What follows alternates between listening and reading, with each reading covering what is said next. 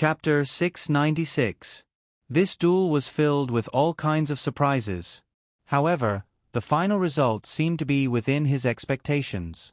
Lydia Emerson had a chance before, and that was when she was the closest to victory. But whether it was regretful or not, the result of this duel was already set. The frozen magic conducting ball could no longer escape, and whether the duel ended or not depended on whether magical beast, Frozen Ivan, wanted to break the magic conducting ball's life enchantment. Beep! The referee's whistle finally sounded.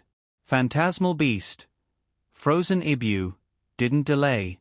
After it successfully froze the red cube ball, it immediately attacked the life barrier. And then, the life enchantment of the red magic conducting ball shattered on the spot, and the referee announced Dake Diming's victory. It was only when the duel ended that the audience stopped to reflect and suddenly realized what might have happened at the beginning of the duel. Remember the URL. VIP Kanchu. VIP. Thus, some discussions quietly sounded amidst the cheers. Strange openings were nothing new for any of the duelists who were often active on the stage. Although the duelists would try their best to reduce the probability of drawing as much as possible during the construction stage of the deck, as long as there were too many high-star magic elven cards or magic, items, and mystic cards that couldn't be linked, this situation would inevitably occur. But the probability of this happening was very low. Not to mention the duelists themselves, even the opponent wouldn't be able to predict it.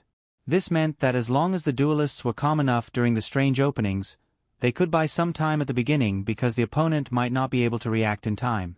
Dake Diming encountered such a situation. Of course, there were also some duelists who were inclined to attack at the beginning of the duel. If they didn't have a corresponding countermeasure, then they could only blame it on their bad luck. Therefore, there was a saying in the dueling circle that no duelist was eternally undefeated. Lydia Emerson quietly exhaled after putting away the magic conducting card. No matter who won or lost, this duel was over. Dueling with someone who was much stronger than you was actually very stressful. She actually admired Dake for being able to remain calm when facing a senior. Regardless of whether it was in terms of strength or psychological quality, this junior who was 1 year younger than her was far superior to her. At this time, as a magnanimous senior, she should give her junior her blessings. Lydia Emerson said softly, "You're still better than me, junior." Dake adjusted the magic card in his hand and replied, "No, to be honest, I almost lost." Lydia Emerson said, "I feel even sadder when you say that." Dake. Ha. Lydia Emerson then smiled and said, "I really hope to see you, who won against me, advance all the way. Have you ever thought about winning the Golden Cup?" Dake. "Alright, let's talk about something else." Lydia Emerson's lips curled up slightly. "If there's a chance, let's work together again in the dungeon." Dake replied, "I look forward to it." What an uncute official answer. Lydia Emerson smacked her lips, waved her hand, and walked off the platform.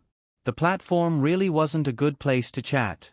Any inappropriate remarks would be magnified at special times. Historically, there had been many duelists who'd said the wrong thing on the platform and been caught red-handed, ruining their reputations. Dake also left the platform after that. But he didn't leave the dueling hall, because he had another duel coming up. At 11 in the morning, he would face a fifth-year student, Angus Jeffrey. Angus Jeffrey was still pondering at that moment. He crossed his fingers and propped up his chin, squinting in thought, as though he were thinking about how to break Dake's system in a duel and defeat him. That should have been a very normal scene. However, Stuart Phone, who was sitting beside him, keenly sensed a trace of treachery. He frowned as he looked at the side of Angus Jeffrey's face, and could vaguely make out a trace of darkness lingering. This made him feel a little uncomfortable. If his relationship with Angus Jeffrey was really good, he would have asked him about his health and told him not to stress himself out because of the upcoming duel. If his body broke down, everything would break down. In short, something like that. But of course, he couldn't have a close relationship with Angus Jeffrey. So at this time, he just frowned slightly and didn't care anymore. Dake, who came out of the dueling hall, went to the contestant lounge. He specially chose an empty lounge and began to replenish the magic power of the magic card. After he finished replenishing his magic power, he took out the notes from the alchemy lesson, and continued to study. A person's life was limited. Only by fighting for time could he beat others in the race against time. Greed +1. Good. Of course, Dake didn't really want to race against time. It was just that if he didn't find a way to get something out of it, he wouldn't have great sins to withdraw tonight. So, he just went with the flow. Although that was the case, with his current control, the growth of greed was not as easy as before. Being able to increase greed +1 proved that his desire for knowledge had unknowingly exceeded that of ordinary people. Human behavior was self-correcting. This was the reason why habits were formed. Maintaining a certain behavior for a long time could form a habit, and thus change one's character. Dake Dimming was undoubtedly changing in a good way. There was a gap of almost 2 hours. As 11 o'clock approached, more and more students walked into the open-air dueling hall. Most of them were from the aristocratic academy. Generally speaking, most of the students paid attention to Dake Dimming and were very interested in his duel with the fifth-year students. For the aristocratic academy students, Dake Dimming's opponent was also the reason why they came to watch the duel. Angus Jeffrey. Although he had stepped down from the stage of this era, the influence he had left behind in the past had not disappeared. And today, as Dake Dimming continued to defeat the higher-year students in the Golden Cup, the reason why Angus Jeffrey had become a laughingstock seemed to have faded. Although the real reason for Angus Jeffrey's fall was because the current president, Edwin Clarissa, had taken over, the catalyst for all of this was his defeat in the duel with Dake Dimming. This was the main reason why he had become a laughingstock. After all, Dake Dimming was only a first-year student who had just finished his first year of school. For a fourth-year student who had boasted of his excellence to lose to a first-year student was indeed embarrassing. But what if that first-year student was too much of a supermodel? Perhaps it wasn't that Angus Jeffrey was too weak, but that Dake Dimming was too strong? This time, the process of the Golden Cup seemed to prove this theory. If what Lydia Emerson said was true and Godak Diamond continued to make great strides in the Golden Cup, even a fifth-year student would not be able to stop his winning streak. Then, Angus Jeffrey would be able to clear his name. Although this method of clearing his reputation might not be acceptable to him, it was indeed a possible outcome. However, Angus Jeffrey did not wait for his reputation to be cleared. He challenged Dake Dimming. Was this an opportunity to turn things around, or was it an unplanned move? If he was lucky enough to win this duel, what changes would it bring to him? If he was defeated again, what kind of impact would it bring to his reputation? Other than being called a laughable weakling, would he also be labeled as overestimating his own capabilities? What was Angus Jeffrey thinking? The aristocratic academy students were eager to witness this. What will the final result be? The current president of the Aristocratic History Research Society, Edwin Clarissa, leaned lazily on the chair with his hands casually placed on both sides of the chair. He was not worried about whether Angus Jeffrey could make a comeback. The nature of the Aristocratic History Research Society determined that when he wanted to be the president, Angus Jeffrey could only stand aside.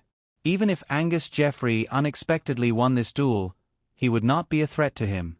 The most he could do was to use the momentum gained from this victory to establish a new sect. It's the 5th year now. There's only a year and a half left before graduation. It's time to think about his ZZ future. Edwin Clarissa guessed in a low voice. If he graduated in the current situation, Angus Jeffrey's ZZ value would become very low. Even if his father was a senator, he would not be able to attract too many capable and influential fans. Perhaps this was the reason why Angus Jeffrey did not try to clear his name, but chose to take the initiative to challenge him. Today's duel should be a very important turning point in Angus Jeffrey's life. As for the second-year students of the Aristocratic Academy, most of them were watching with a supportive attitude. Dake Dimming versus Angus Jeffrey, there was no need to say who they supported, right? However, the other party was still a senior of the Aristocratic Academy. They could not show too much support, so they just cheered him on verbally. Doran and Piston sat together and discussed in a low voice. Doran's mood was still quite relaxed. Probably because Piston was eliminated on the first day of the Silver Cup competition, the two of them felt like brothers in the same boat. I heard that Dake didn't get a magic elven card in his duel with the third-year senior? It seems like his luck today isn't very good? Doran could not help but guess. Piston said, after bad luck comes good luck. A person's luck won't always be bad. Maybe Dake will get a lucky draw in his duel with Angus Jeffrey? I hope so. Doran nodded. Although losing to a fifth-year senior is a very normal thing, I still don't want him to lose. Piston nodded and said, I really hope he can keep winning. If that's the case, this year will become the year of legends. Doran shook his head. That's too difficult. Unless Dake gives up midway like he did in the Silver Cup, in the later stages. I mean, if he can enter the main competition, his opponents will definitely be the 5th and 6th years. No matter how strong he is, compared to the seniors, there's still a gap. Piston said, that's true, but we will always hope for a miracle. Maybe it's just like what happened to Doc this morning. Those senior brothers and sisters also encountered the ghost whip during their duel with him? Sigh, let's continue to talk about Angus Jeffrey, Doran said. Piston nodded and suddenly said, speaking of which, does Angus have a grudge against Dake? Doran was puzzled. Why do you think so? Piston said mysteriously, I heard that Angus Jeffrey was kicked out of his position as president because he lost to Dake in a duel.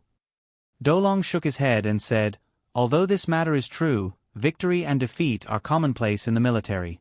Besides, it was a normal duel in front of the public. Angus Jeffrey wouldn't be so petty, right? Piston shrugged and revealed a funny smile. Maybe. Otherwise, why would he challenge Dake? Doran said, if he lost, he wanted to win it back.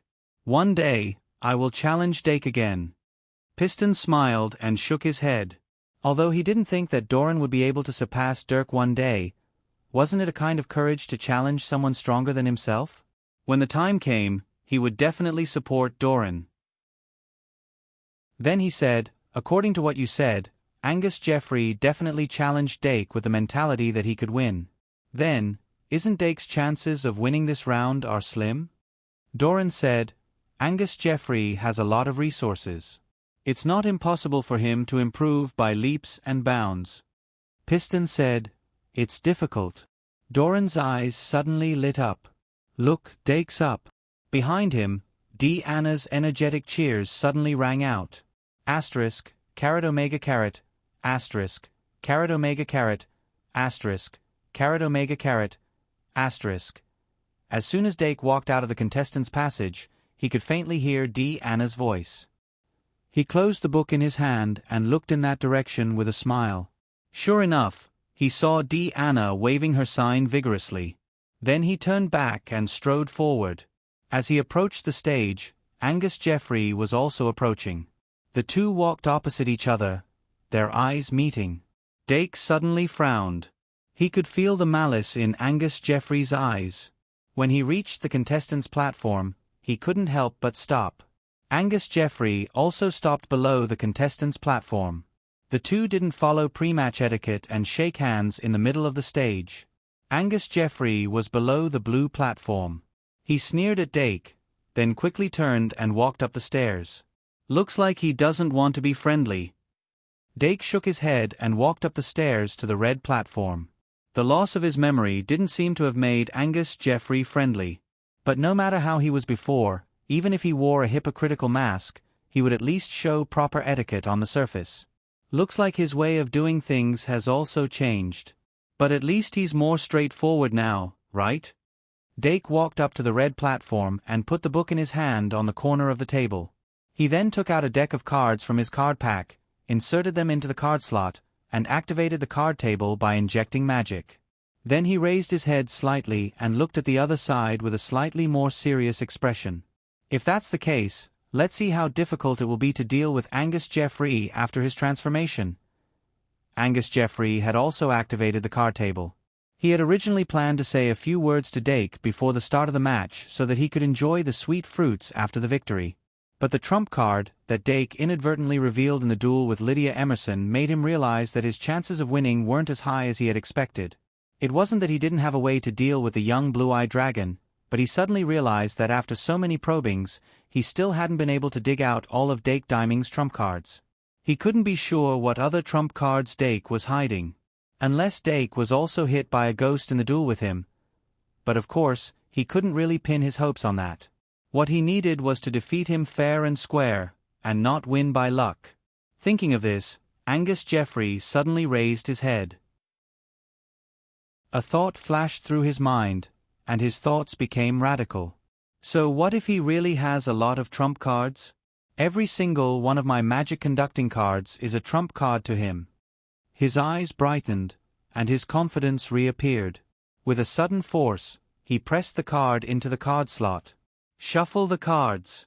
The card table was activated, and the cards were automatically shuffled. The referee blew his whistle, reminding both players to get ready as soon as possible. The audience outside the arena also stopped their discussions and focused their attention on the match. The upperclassmen of the Aristocrats Academy were surprised when they saw this scene. Angus Jeffrey actually held back?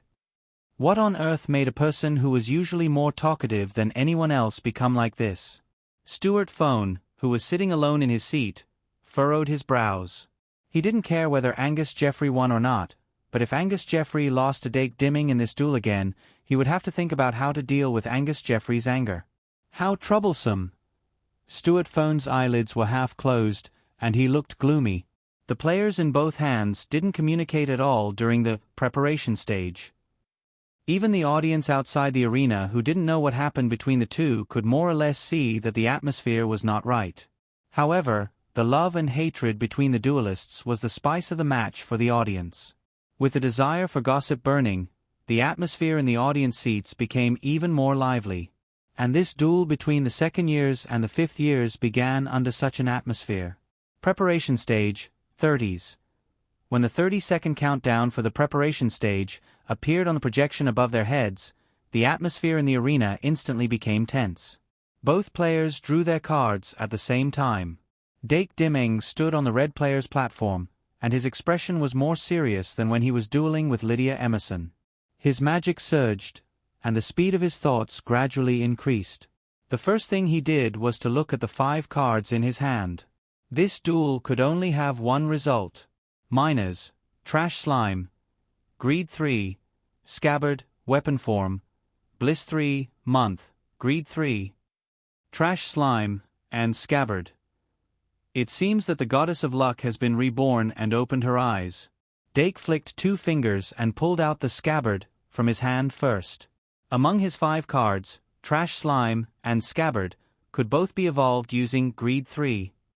Choosing which magic guide spirit to evolve would result in 2 completely different paths.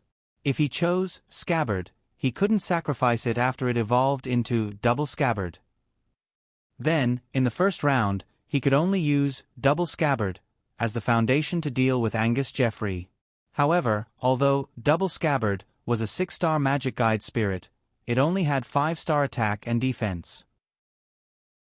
Other than it being split into 2, it was essentially the same as Scabbard. On the other hand, if he allowed Trash Slime to evolve, he could obtain enough sacrifice to summon Miners. Although Miners' attack was slightly lacking, it had the capital to stand firm. It was a slightly more conservative but more stable choice. Moreover, it was a genuine 7-star magic guide spirit. However, no matter which choice he made, he had to summon Scabbard first.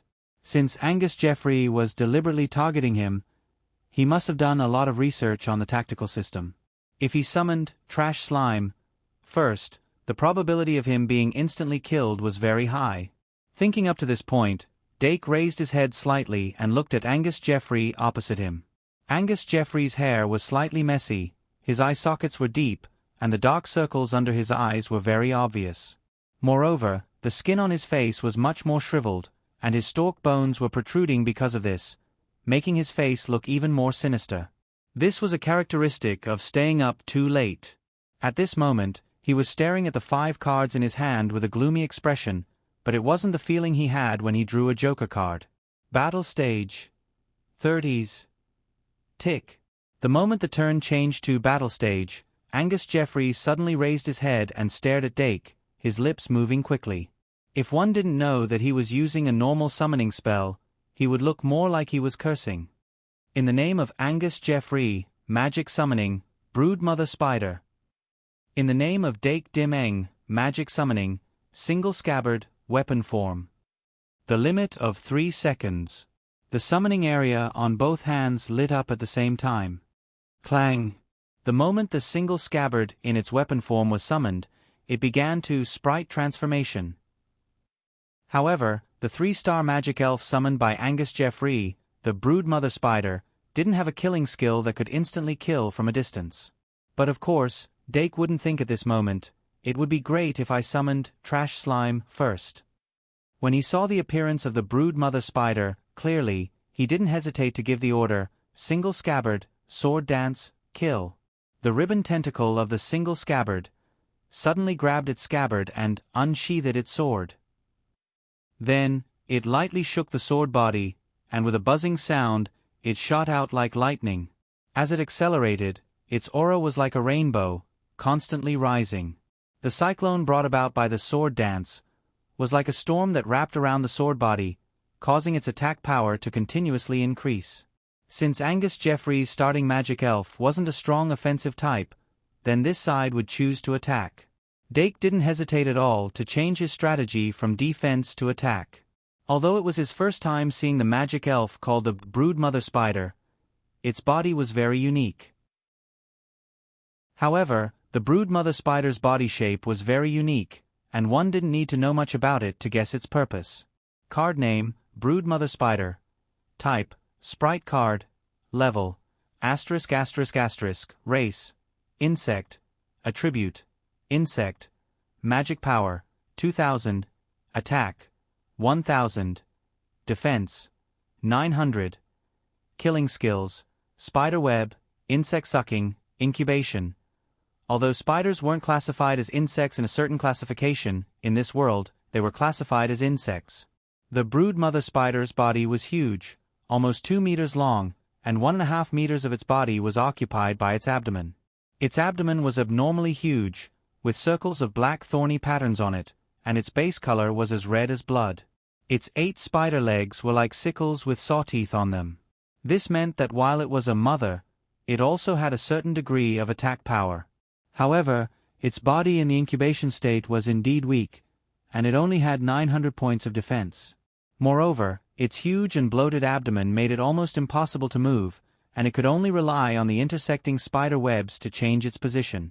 However, in the arena where the ground was flat, even if it spread the spider webs all over the ground, there was no fixed point for it to pull the strings. However, it wasn't that the Brood Mother Spider didn't have any attack skills. However, the Steel-type magic elf had the effect of reducing the damage of the insect-type's killing skills. Its only offensive killing skill, insect sucking, was very ineffective against the single scabbard. The core killing skill of the Brood Mother Spider was incubation. It could incubate 1-star or 2-star child spiders, like the greedy slime 2, and use them as sacrifices to summon them. Therefore, after Dake guessed the type of the Brood Mother Spider, it immediately decided to use the decapitation tactic. However, the 120-meter-long arena was not instantaneous. The single scabbard's speed was already very fast, but it still could not kill the Brood Mother Spider instantly. The Brood Mother Spider suddenly spat out layers of spider webs into the air. The silk of the spider web wasn't tough, but it was very viscous. The storm around the sword tore a large amount of spider webs, but as the single scabbard's momentum was blocked, more spider webs were spat out and stuck to the single scabbard, like glue, further slowing it down. Then, before the single scabbard slashed down, it had already hatched its first 2-star child spiders. On the blue team's platform, Angus Jeffrey summoned his second magic card at an extremely fast speed. In the name of Angus Jeffrey, I summoned the Dark Worm. A pitch-black light flashed, and a balloon-like magic fairy appeared in the sky above the blue side summoning area. The size of the Dark Worm was close to a 1-meter balloon in diameter. Its skin was rough and thorny, and it had 2 faces and 2 mouth parts. There were soft tube-like antennae on its head. Without waiting for Angus Jeffrey's order, the Dark Worm sensed the holy sword stimulation and opened one of its mouth parts in response. Then, it spat out a foul black liquid at the single scabbard that was entangled in the spider webs. The single scabbard was splashed by the black liquid, and it sizzled and emitted white smoke as if it was burnt. The sword dance's momentum was completely disintegrated. Even the single scabbard's status was greatly reduced. Heh! Angus Jeffreys squeezed out a cold smile, and then he shouted, "Brood mother spider, continue hatching. Dark worm, use, decay." The brood mother spider, on the ground, did not move at all. 1-star and 2-star brood mother spiders were constantly being discharged from its abdomen. After the dark worm spat out the black liquid, the 2 antennae on its head suddenly extended and firmly entangled the weakened, single scabbard. The holy sword, that had always been invincible, was now suppressed by a worm.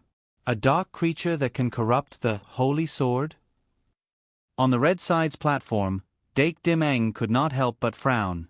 He had already summoned the trash slime before this, but the Greed 3 in his hand had not been activated yet.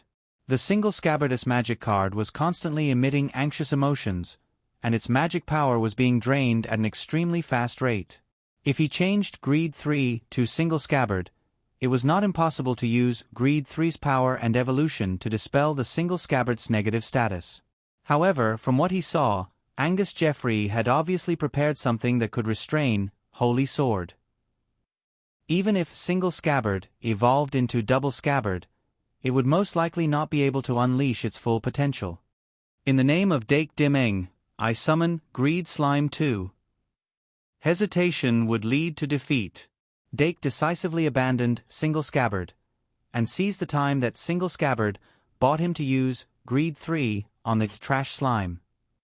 As the trash slime expanded under Greed 3's radiance, Battle Stage 1's countdown entered the single digits.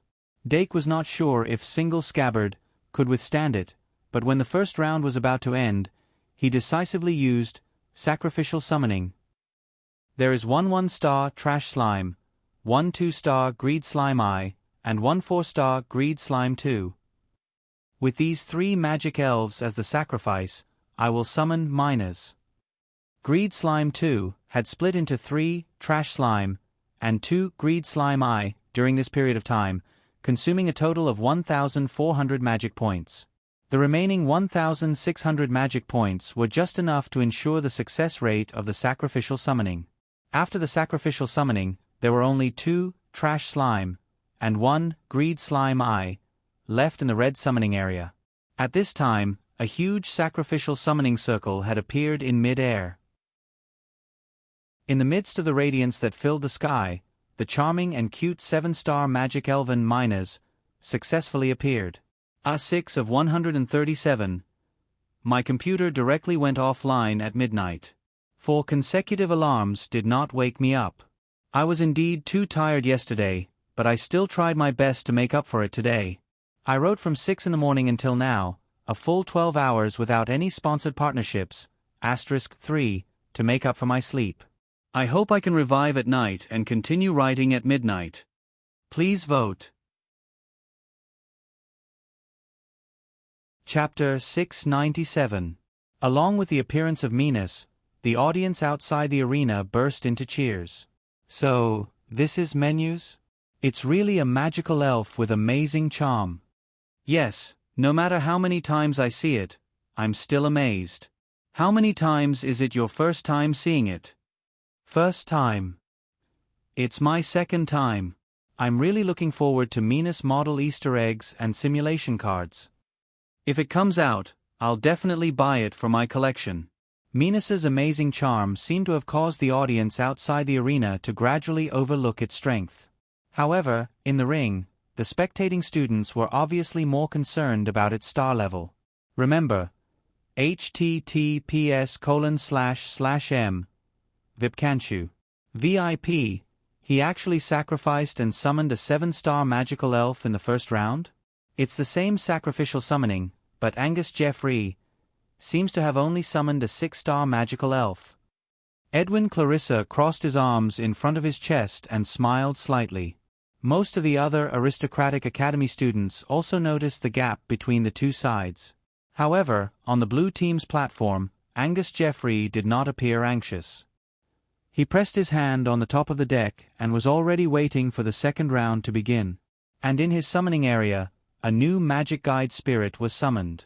It was a 6-star magic guide sprite summoned by sacrificing the child spider of the brood spider as a sacrifice.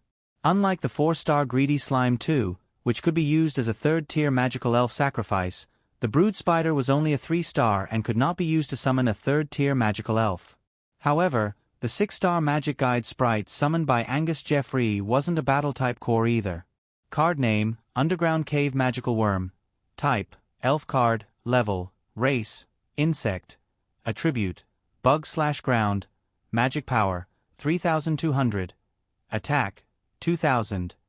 Defense, 2000. Ultimate Skills, Rock Demon Skin, Dig Holes, Lay Eggs. It was still a bug-type magical elf.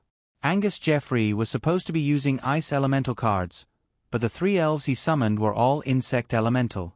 Among the 3 attributes of this underground cave demonic worm, other than its magic power, its attack and defense were not ranked high among the 6-star magic guide fairies. However, its body was huge and fat, and its rock armor was immune to damage. In fact, it did not have any obvious weaknesses. After Angus Jeffrey summoned it, he immediately ordered it to use its ultimate skill, Dig Hole. The demonic worm of the catacombs opened its gigantic mouth and swallowed the blue cube ball in one gulp. Then, it abruptly plunged into the ground. It had actually burrowed under the field. The demonic worms of the catacombs burrowed their gigantic bodies into the ground, but they did not cause much of a stir. In fact, it did not take long for them to disappear completely. It was as smooth as diving into water. Angus Jeffrey sneered in his heart when he saw the menus, Summoned by Dark. The demonic worm of the catacombs seemed to be protecting the magic conducting ball, but in reality, it was just a cover for the fact that it was laying eggs underground. After the first 5 cards were dealt, Angus Jeffrey had drawn up the battle strategy for this round. His card deck did not have many fancy magic guide cards, prop cards, or mystic ritual cards. It was a special card deck that was basically made up of magic guide fairy cards. However, he had a clear classification for each magic guide fairy, such as the functional type, the combat type, and so on. The 3 magic guide fairies that he had summoned were all functional magic guide fairies. However, with these 3 functional magic guide fairies as the foundation, he could continuously summon more combat high-star magic guide fairies. The essence of a magic guide duel is a battle between high-star magic guide fairies. Regardless of whether it is a sacrificial summon, a special summon, or a ritual summon, they are all for the sake of summoning high-star magic guide fairies faster. Whoever summons the faster and stronger high-star magic guide fairies will win. That was how Angus Jeffrey saw it. At this moment, he was indeed putting his understanding into practice. The brood mother spider could only hatch 1-star or 2-star child spiders, but the demonic worm of the catacombs could produce 4-star lava eggs. The only flaw was that the eggs produced by the demonic worms of the catacombs needed a certain amount of time to hatch. The 1st-tier eggs needed 15 seconds to hatch. The 4-star eggs needed 30 seconds to hatch. Dake Dimeng did not know that the demonic worms of the catacombs could lay eggs and could not see the situation underground. He only needed to wait patiently for one more round before he could launch a thunderous attack. The demonic worms of the catacombs swallowed the blue cube magic conducting ball and then dived underground was too confusing. Dake did not expect that the demonic worms of the catacombs, which did not have the obvious physical characteristics of the brood mother spider, could lay eggs. Under this premise, he made the most reasonable arrangement. Unfortunately, it was not a moonlit night. Otherwise, under the moonlight, Minas could use lunar protection to purify the negative effects of the single scabbard. Now that there was no moonlight, Minas' lunar protection was like a shield. It could only block external attacks, but it could not cleanse the internal poison. Dake immediately ordered, aim at the spider and use water cannon. 120 meters was a distance that could be covered in an instant for a fully charged water cannon. With the normal strength of a 3-star magic elf, even if the water cannon was slightly weakened during the process, it could still kill it on the spot. Dake could not allow the brood mother spider to continue hatching. Meow.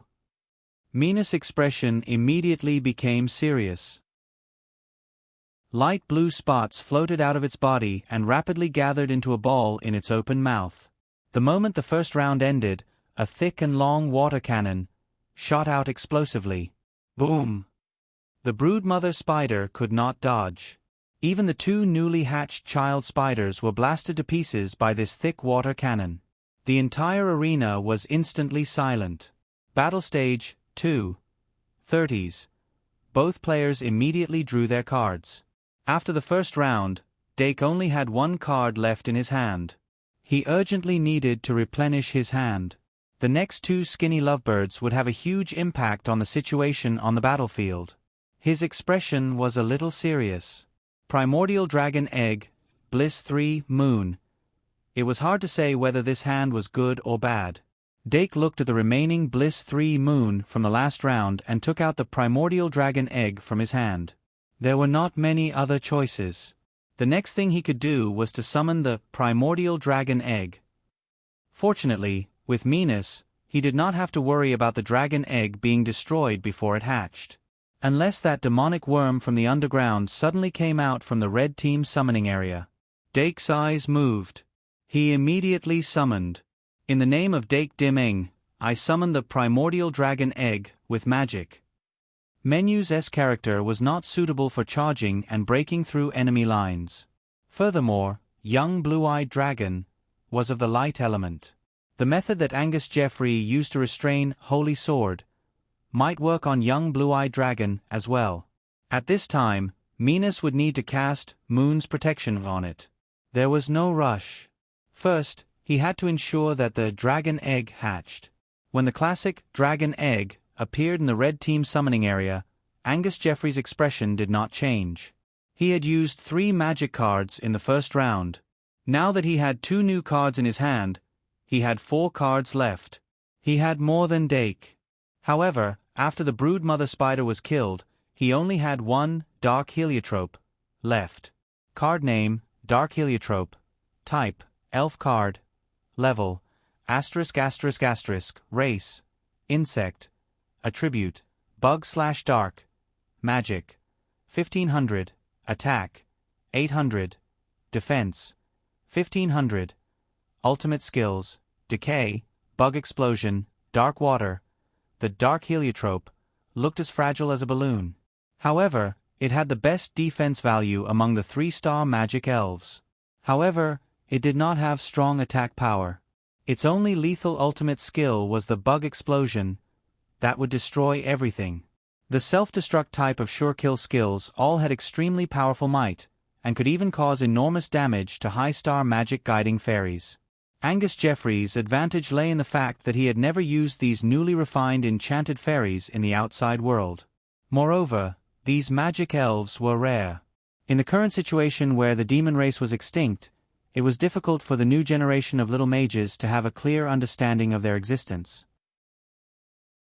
If Dake was careless, it was very likely that it would suffer a great loss. Moreover, the bug explosion of the Dark Heliotrope was especially special. Dake Diming's current 2 magic elves are unable to pose a threat to the underground demon worms. There's no need to do too much at this time. Angus Jeffrey glanced at the 4 cards in his hand and then looked up to observe the battlefield. His expression became more and more gloomy. He had already seen the light spirit hall of the young blue-eyed dragon in the previous duel. Although he did not know the specific effects of that earth skill, it was obviously very troublesome. If he could not deal with it well, the magic elves in his hands that leaned towards the dark element would also become dispirited due to the light element environment.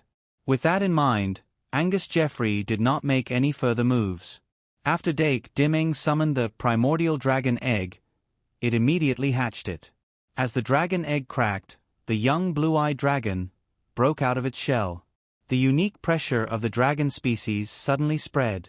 Although the Menus was also a dragon species, it was not as pure as the young blue-eyed dragon. When the young blue-eyed dragon hatched, it immediately let out a pleasant cry. A faint moonlight appeared on its body and spread to the surroundings like a layer of gauze, covering more than half of the red area. The young blue-eyed dragon, standing in this area, was also shrouded by the moonlight and entered the Moonguard state. The magic elves that entered the Moonguard state would not fall into most abnormal states such as confusion, drowsiness, burning, freezing, and so on for 5 rounds. The young blue-eyed dragon seemed to have the help of God. Its originally overflowing battle intent was even more intense. It suddenly spread its wings and flew quickly toward the blue half of the area. At this moment, the single scabbard was completely motionless. If it was not a magic elven but a physical, holy sword, it would have been destroyed. Seeing the young blue-eyed dragon flying over with dragon aura, the dark heliotrope suddenly let out a sharp insect cry and completely drained the single scabbard of its magic power. As the single scabbard dissipated into magic power, the dark heliotrope inhaled at the same time. Its whole body expanded and became bigger. Immediately after, the 3-star dark heliotrope charged toward the young blue-eyed dragon fearlessly. Angus Jeffrey stared at the field. He wanted to create an illusion that the dark heliotrope could deal with the young blue-eyed dragon. Once Dake Dimming ordered the young blue-eyed dragon to release the Hall of Light on the spot out of caution, his plan would succeed. Although Dake Dimming was strong, the duel style that he had shown so far was actually more cautious and conservative. It was rare for him to do anything radical. Angus Jeffrey saw this very clearly. Then, as expected, Dake did indeed order the young blue-eyed dragon to release the Hall of Light. But in fact, setting up the field at the beginning was a common idea. Even if the dark heliotrope did not charge, he would let the young blue-eyed dragon use it in advance. The young green-eyed dragon shot out a white ball of light towards the sky when it had just crossed half of the stage. That ball of light quickly exploded, and the brilliance that was not obvious in the daytime was accompanied by the falling angel feathers that sprinkled down. The center of the field near the blue half was covered with a light screen. The young blue-eyed dragon's aura became stronger. It retracted its arms and charged ferociously toward the dark heliotrope. The dark heliotrope's 1,500 points of defense was as weak as a thin paper in front of the young blue-eyed dragon's 3,000 points of attack. But the moment the dark heliotrope's skin was torn by the dragon claws, Angus Jeffrey said gloomily, "Insect explosion." It was time. The dark heliotrope released the last of its magic power. The dark water that flowed in its body evaporated and spread out in all directions along with the explosion of energy. The rotten and stinky dark aura spread throughout the entire area like a field skill. The Hall of Light of the young blue-eyed dragon was affected by the dark aura. The bright light became dim, and filthy substances floated in the air. And the ground that was splashed by the black water was as if it was polluted. It was dark and smelly, and it spread to the surroundings. Even though the Hall of Light was not completely dispelled, its effect was obviously reduced. Angus Jeffrey laughed wildly in his heart, but his expression did not change. The young blue-eyed dragon was directly affected by the dark heliotrope self-explosion. It was also polluted by the dark water, and black mucus flowed between the dragon's scales. Like the single scabbard, it also felt uncomfortable, and there was a stiff feeling of magic power not flowing smoothly. But the dark water did not weaken it as significantly as the single scabbard. The magic power of the young blue-eyed dragon was still in a relatively healthy state. It seemed that the Moonguard was indeed effective. There's no follow-up? On the red team's platform, Dake Dimming was puzzled and whispered softly. Of course, this whisper was amplified by the sound amplification device, and it was still transmitted to Angus Jeffrey's ears. Angus Jeffrey's lips moved, and it was obvious that he wanted to say something. But the more he spoke, the more mistakes he would make. He succeeded once again. Dake glanced at him and gave a new order to the young blue-eyed dragon. The young blue-eyed dragon shook its head hard. Then, it stopped flying and strode toward the blue team's summoning area. This was the usual way to deal with rogue tactics. Since it was temporarily unable to pose a threat to the opponent's magic ball, then it would first block the opponent's normal summoning. Dake did not feel anxious at all because of this. Because he had a considerable degree of confidence in the strength of his deck. If Angus Jeffrey wanted to stall for time, then let him stall for time. The longer the battle dragged on, the more advantageous it would be. Thus, the battle fell into a stalemate, and the second round passed in the blink of an eye. Battle Stage 3. 30s. In the third round, both players quickly drew their cards. Dake had a clear goal for himself. The best choice to be able to cause damage to the underground magic fairy was Snorlax. But in the situation where Greed 3 had been used, little Snorlax could no longer evolve into Snorlax. But even without Snorlax, the ghost-type magic fairy with the ability to penetrate was also one of the choices. Or Nine-Tailed Fox, a magic fairy that could blow up the ground, could also be the last choice. In short, he had a lot of strategies to deal with it. How the situation would turn out would depend on what cards he could draw and how he would drag it out later. Orb Sea Lion, Bronze Snake Mirror. The fun of a magic duel was the uncertainty of each round. Dake smiled. Ball Sea Lion wasn't a good choice, but since he kept Ball Sea Lion in the deck, there was naturally a reason for it. Perhaps today is the day it shows off its skills. Even so, Dake did not summon Orb Sea Lion. Instead, he raised his head and looked at the opposite side, paying attention to Angus Jeffrey's actions. He did not think that Angus Jeffrey would drag it out any longer. As expected. 2 seconds after the third round began, Angus Jeffrey drew a card from his hand that had been expanded to 6, and then quickly summoned it. But what Dake did not expect was that he did not use the usual summoning skill, but the sacrificial summoning skill. Where did his sacrificial offering come from? Just as this thought popped up in his mind, Doc saw 2 rays of white light bursting out from the ground and converging with the light emitted from the magic card in his hand. After that, they drew a huge sacrificial summoning circle in the sky above the blue summoning area. The audience was in an uproar. Before this, very few people would have guessed that this would happen. But when Angus Jeffrey's imposing sacrificial summoning skill appeared, many people immediately looked at the ground. "Is this why you're dragging it out?" Dake said in a low voice, his eyes instantly turning sharp. He could feel the presence of the third-tier magic fairy from the huge sacrificial summoning circle. 7-star, 8-star, or 9-star? Without waiting for the magic fairy to be summoned, the baby green-eyed dragon, on the ground, had already spread its wings and flew up, rushing to the center of the sacrificial summoning circle without hesitation. It was obvious that it wanted to continue with the plan. Whether it was 7-star, 8-star, or 9-star, the baby green-eyed dragon would not be afraid. Miners. Dake moved his finger and the magic ball floating in the red summoning area immediately flew up. Angus Jeffrey's summoning this time was unexpected, so he had to be prepared for miners to fight. Once miners fought, the magic ball near the ground could be attacked by demonic worms of the catacombs. Therefore, he had to first pull the magic ball to a high place. Miners responded immediately and swam toward the opposite side. Dake then took out the bronze snake lens from the deck and waited for the magic fairy to appear. After the sacrificial summoning circle was activated, it was quickly dyed black like ink. A black aura rose from the path of the summoning circle. Filth descended. In the name of Angus Jeffrey, I offer 2 4-star Catacombs larvae as sacrifices to summon an 8-star magic fairy, Bloodwing Bug Demon. An ugly head that looked like a fly quickly came out from the center of the sacrificial summoning circle.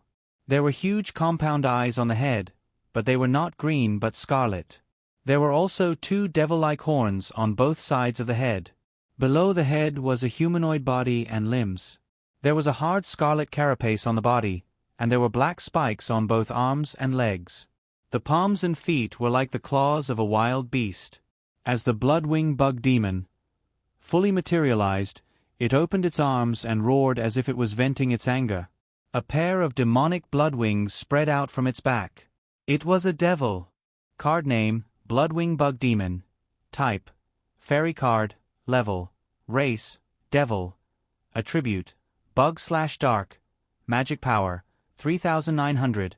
Attack, 3800. Defense, 2700. Ultimate skills, Sanguine Curse, Bug Transformation, Blood Flash, Bug Blade. It's a high-class demon. Dake could not help but look shocked. Although the magic fairy was not a real life, Angus Jeffrey's summoning of the magic fairy had already made him suspicious. Now that this high-class demon had appeared, it made him even more suspicious. The Bloodwing Bug Demon was a very rare species among the high-class demons. It had some characteristics similar to vampires, but it was more inclined to battle than vampires. It could be said to be a battle-specialized high-class demon. Although Dake had not seen the insect species that lived in the demon territory, he had some understanding of these more famous high-class demons. He looked at the Bloodwing Bug Demon, and could not help but think of the vampire count. They were both 8-star magic fairies, but how would the Bloodwing Bug Demon compare to the vampire count? Win this duel first. The unexpected discovery made Dake have a stronger desire to win. Roar! 2 roars sounded at the same time. The 6-star young blue-eyed dragon and the 8-star Bloodwing Bug Demon finally clashed. The Bloodwing Bug Demon's attack was 800 points higher than the young blue-eyed dragon, but its defense was about the same. The claws and teeth of the young blue-eyed dragon could still tear apart the Bloodwing Bug Demon's defense. In the beginning of this battle, although the young blue-eyed dragon was at a disadvantage, the Bloodwing Bug Demon also paid a corresponding price. Angus Jeffrey could not help but frown. The scene he anticipated should be the 8-star Blood-Winged Bug Demon crushing the 6-star Cyanide Baby Dragon in a crushing manner. However, this situation did not happen. I didn't want to use it on it at first, Angus Jeffrey muttered to himself, and then suddenly shouted, "Bloodwing Bug Demon, cast the curse!" The compound eyes of the Bloodwing Bug Demon emitted a thick bloody light, and a strange curse seal emerged from the bottom of its eyes.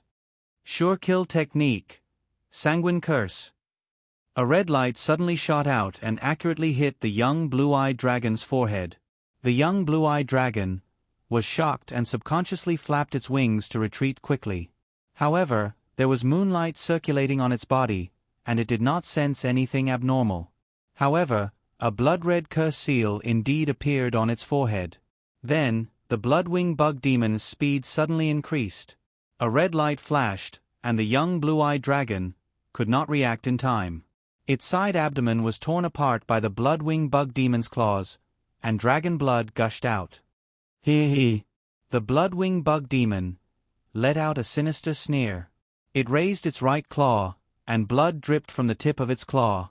It stuck out its tongue and licked the blood into its mouth, gently tasting it. Then, a bloody light quickly condensed in its palm, and a short blade with an arc was condensed. That short blade emitted the aura of a dragon.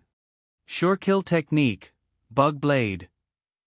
The Bloodwing Bug Demon could absorb the blood of its opponent and simulate a bug blade of the corresponding attribute. It would not be affected by the restraint between attributes. However, the bug blade that it simulated after absorbing the blood of the young blue-eyed dragon only had the dragon attribute and did not have the light attribute. This was its limitation. And the Bloodwing Bug Demon that obtained the bug blade had an increase of 800 points in attack power. Moreover, the bug blade also came with a killing technique, Bug Cry. Cry, Bug Blade. Instead of the magic elf who could not speak human language, Angus Jeffrey let out a low growl.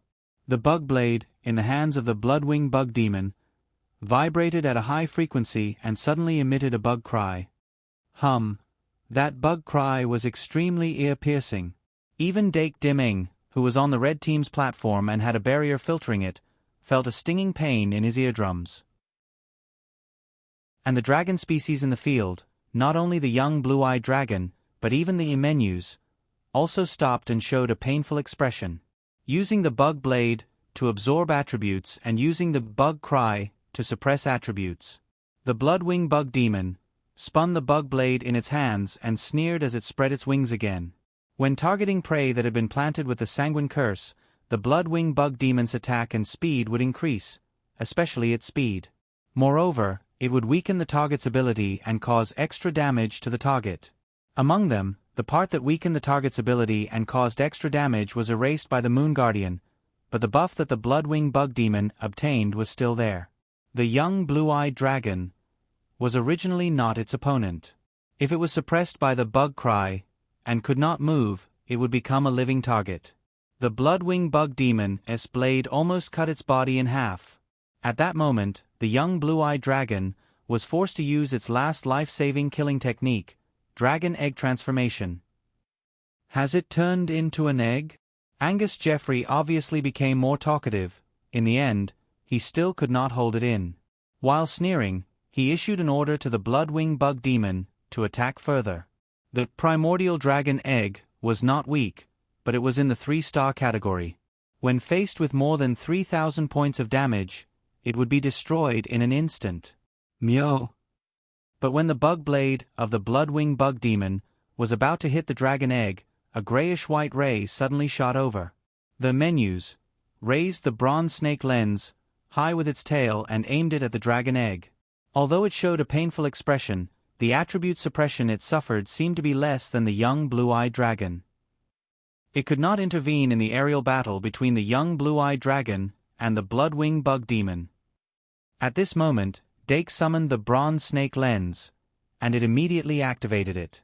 The 4 little snakes on the bronze snake lens opened their eyes at the same time and stared at the Bloodwing Bug Demon. The ray of the petrifying gaze shone on the Bloodwing Bug Demon, causing its body to stagnate instantly. From the pot that was shown on, it gradually petrified. Angus Jeffrey obviously did not expect Dake to have such an item card that could be effective against a 3rd-tier magic elf.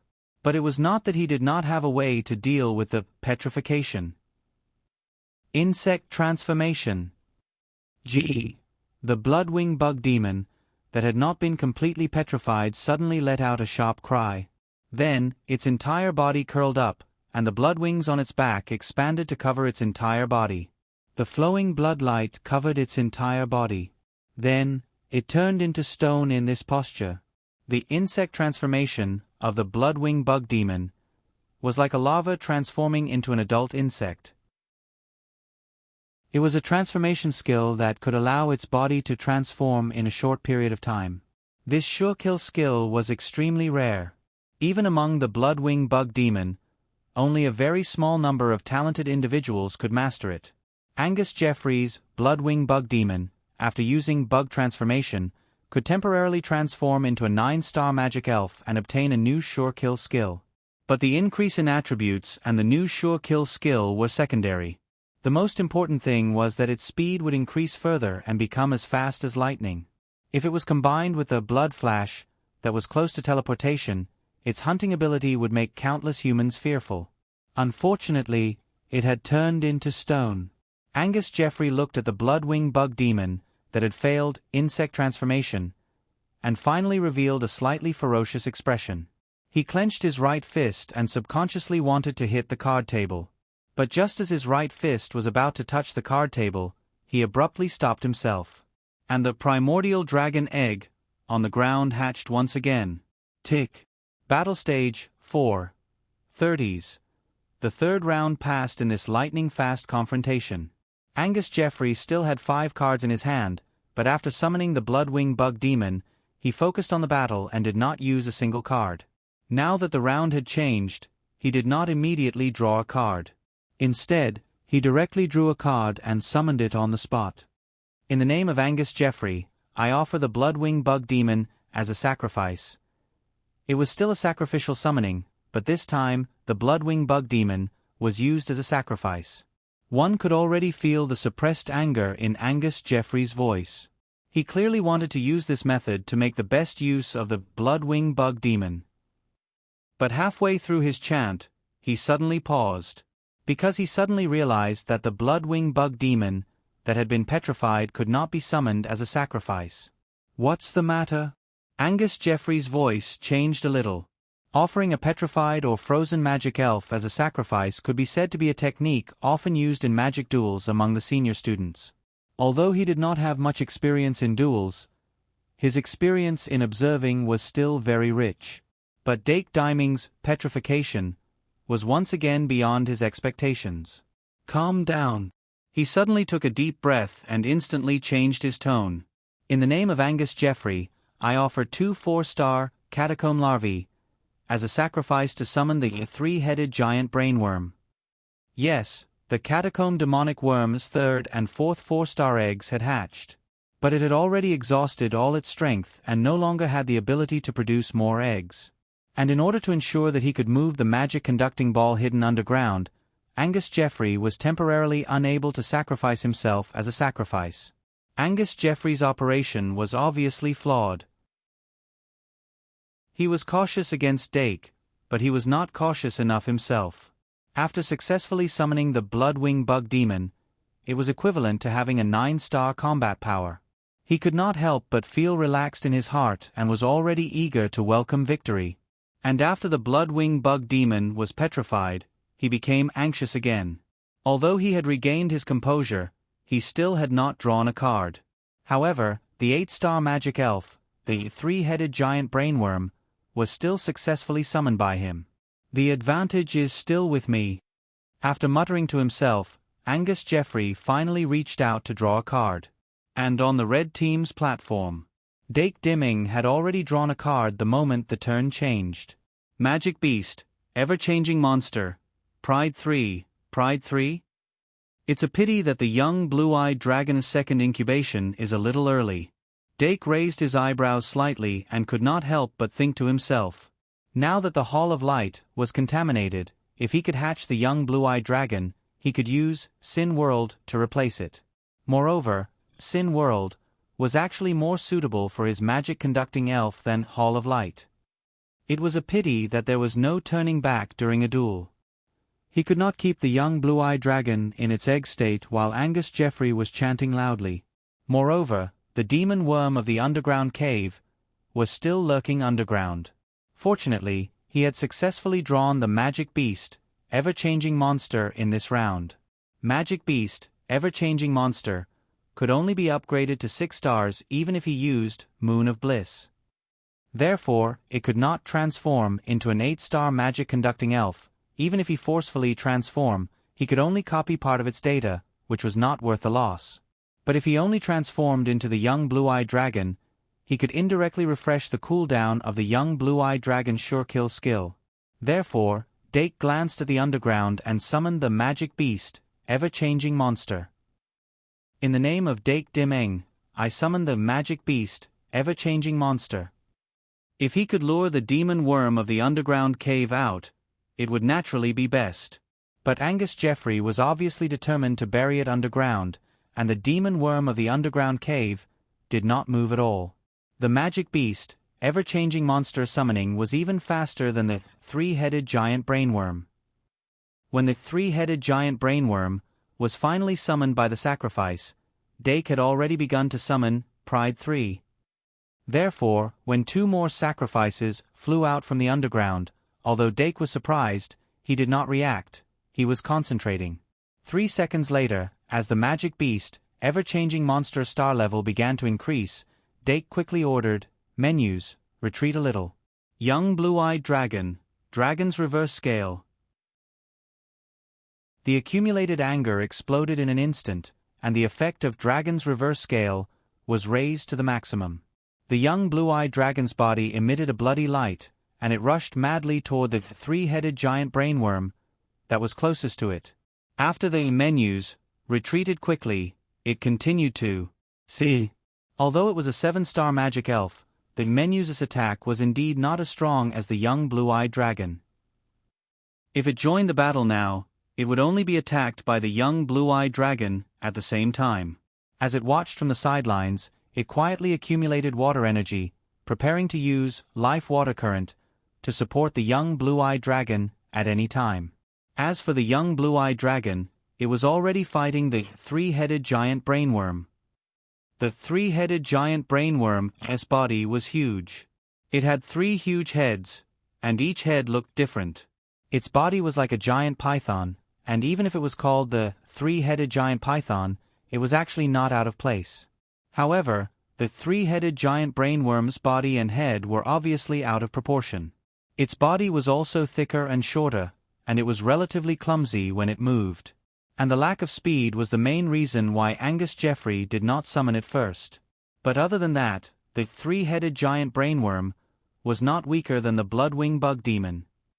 Card name, 3-headed giant brainworm.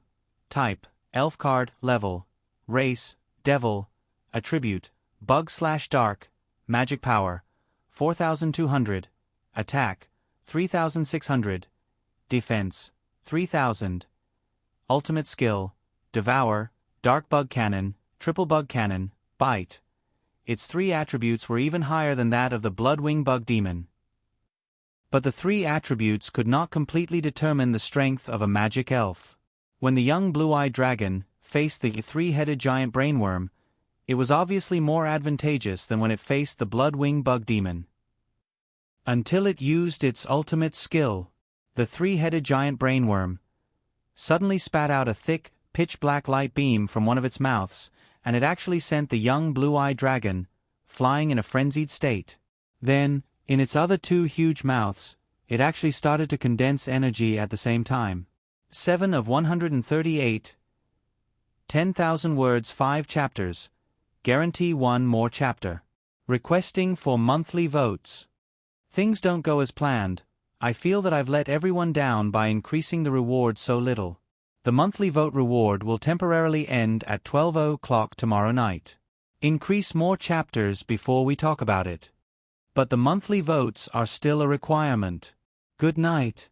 Underscore. Chapter 698. Ultimate Skill, Life Water Current. Accompanied by the pleasant cry of the Meanus, the water current that contained a huge amount of life force flew out like a snake and surrounded the young green-eyed dragon. It recovered more than half of its magic that had just dropped by a large amount. Then, the life water current continued to surround its body, giving it a recovery rate of 150-160 points of magic in 30 seconds. Although this amount of magic recovery did not seem to be much, it was very constant and could almost be sustained forever. After the young green-eyed dragon received this attack, its originally furious and chaotic brain suddenly had a trace of clarity. The Moon Guard on its body finally had an effect. The effects of Moon Guard and Misty Field were similar, but the mechanism was completely different. If Misty Field was said to be internal, then Moon Guard was said to be external. It caused an abnormal state on its own body, and the effect was not obvious, but it was not without effect.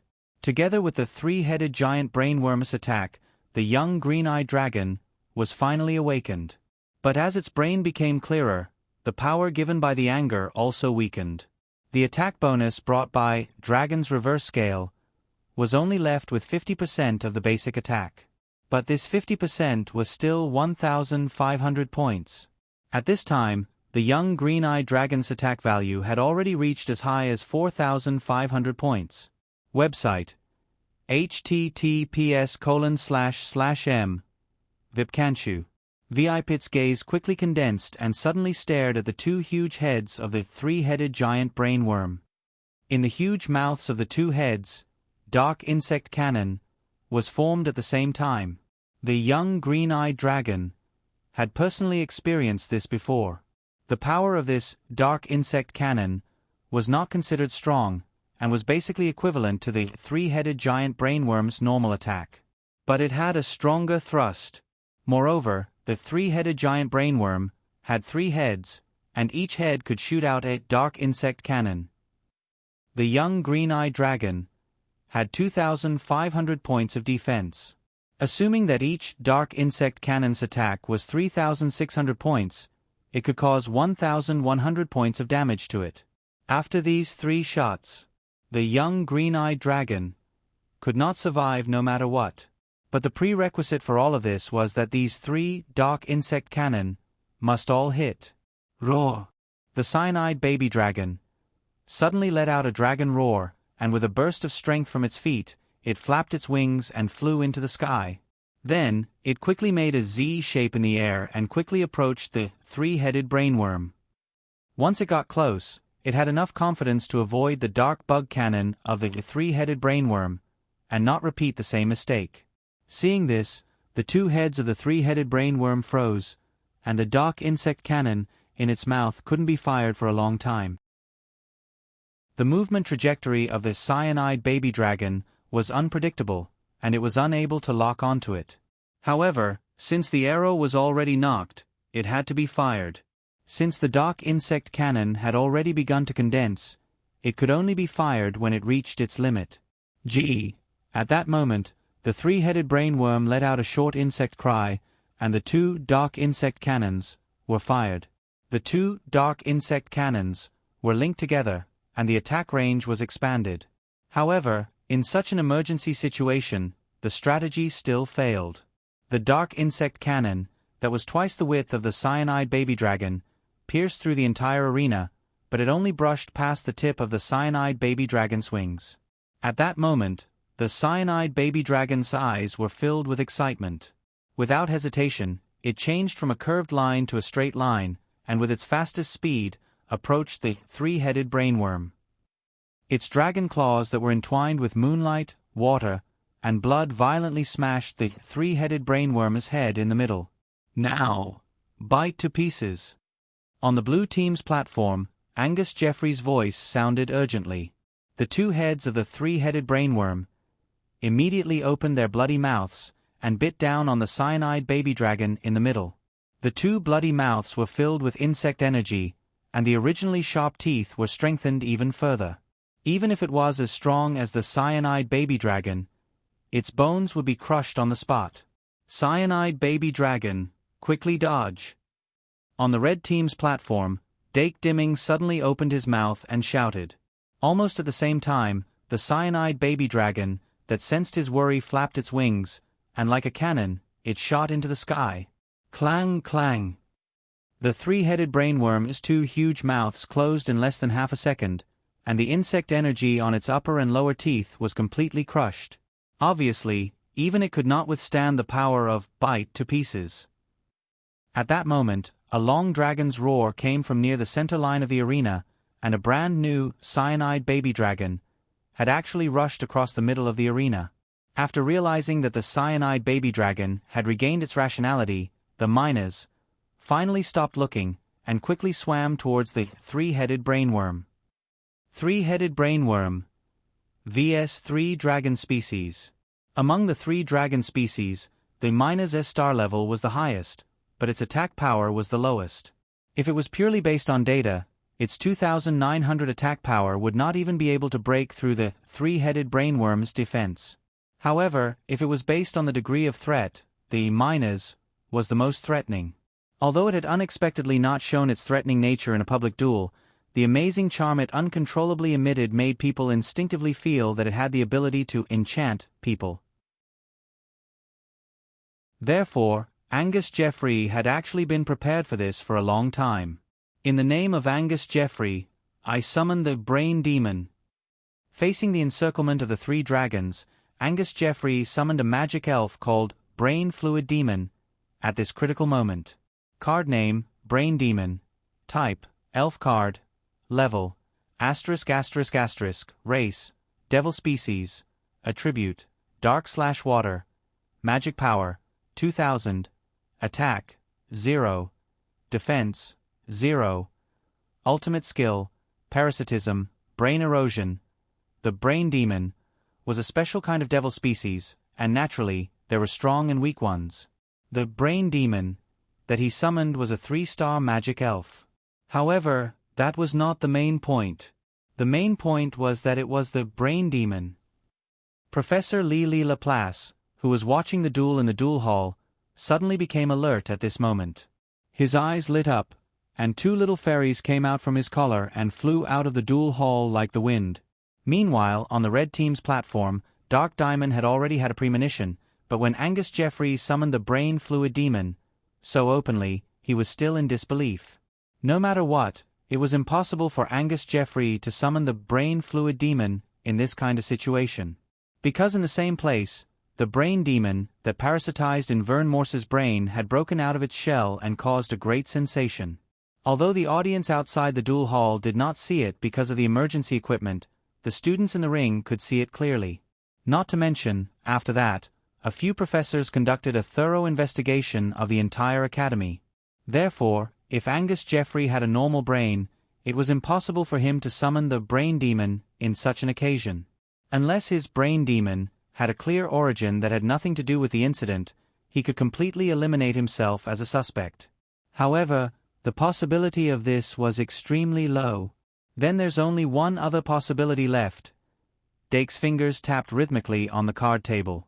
His brain was working at high speed under the effect of magic, and he thought of many things in just a few seconds.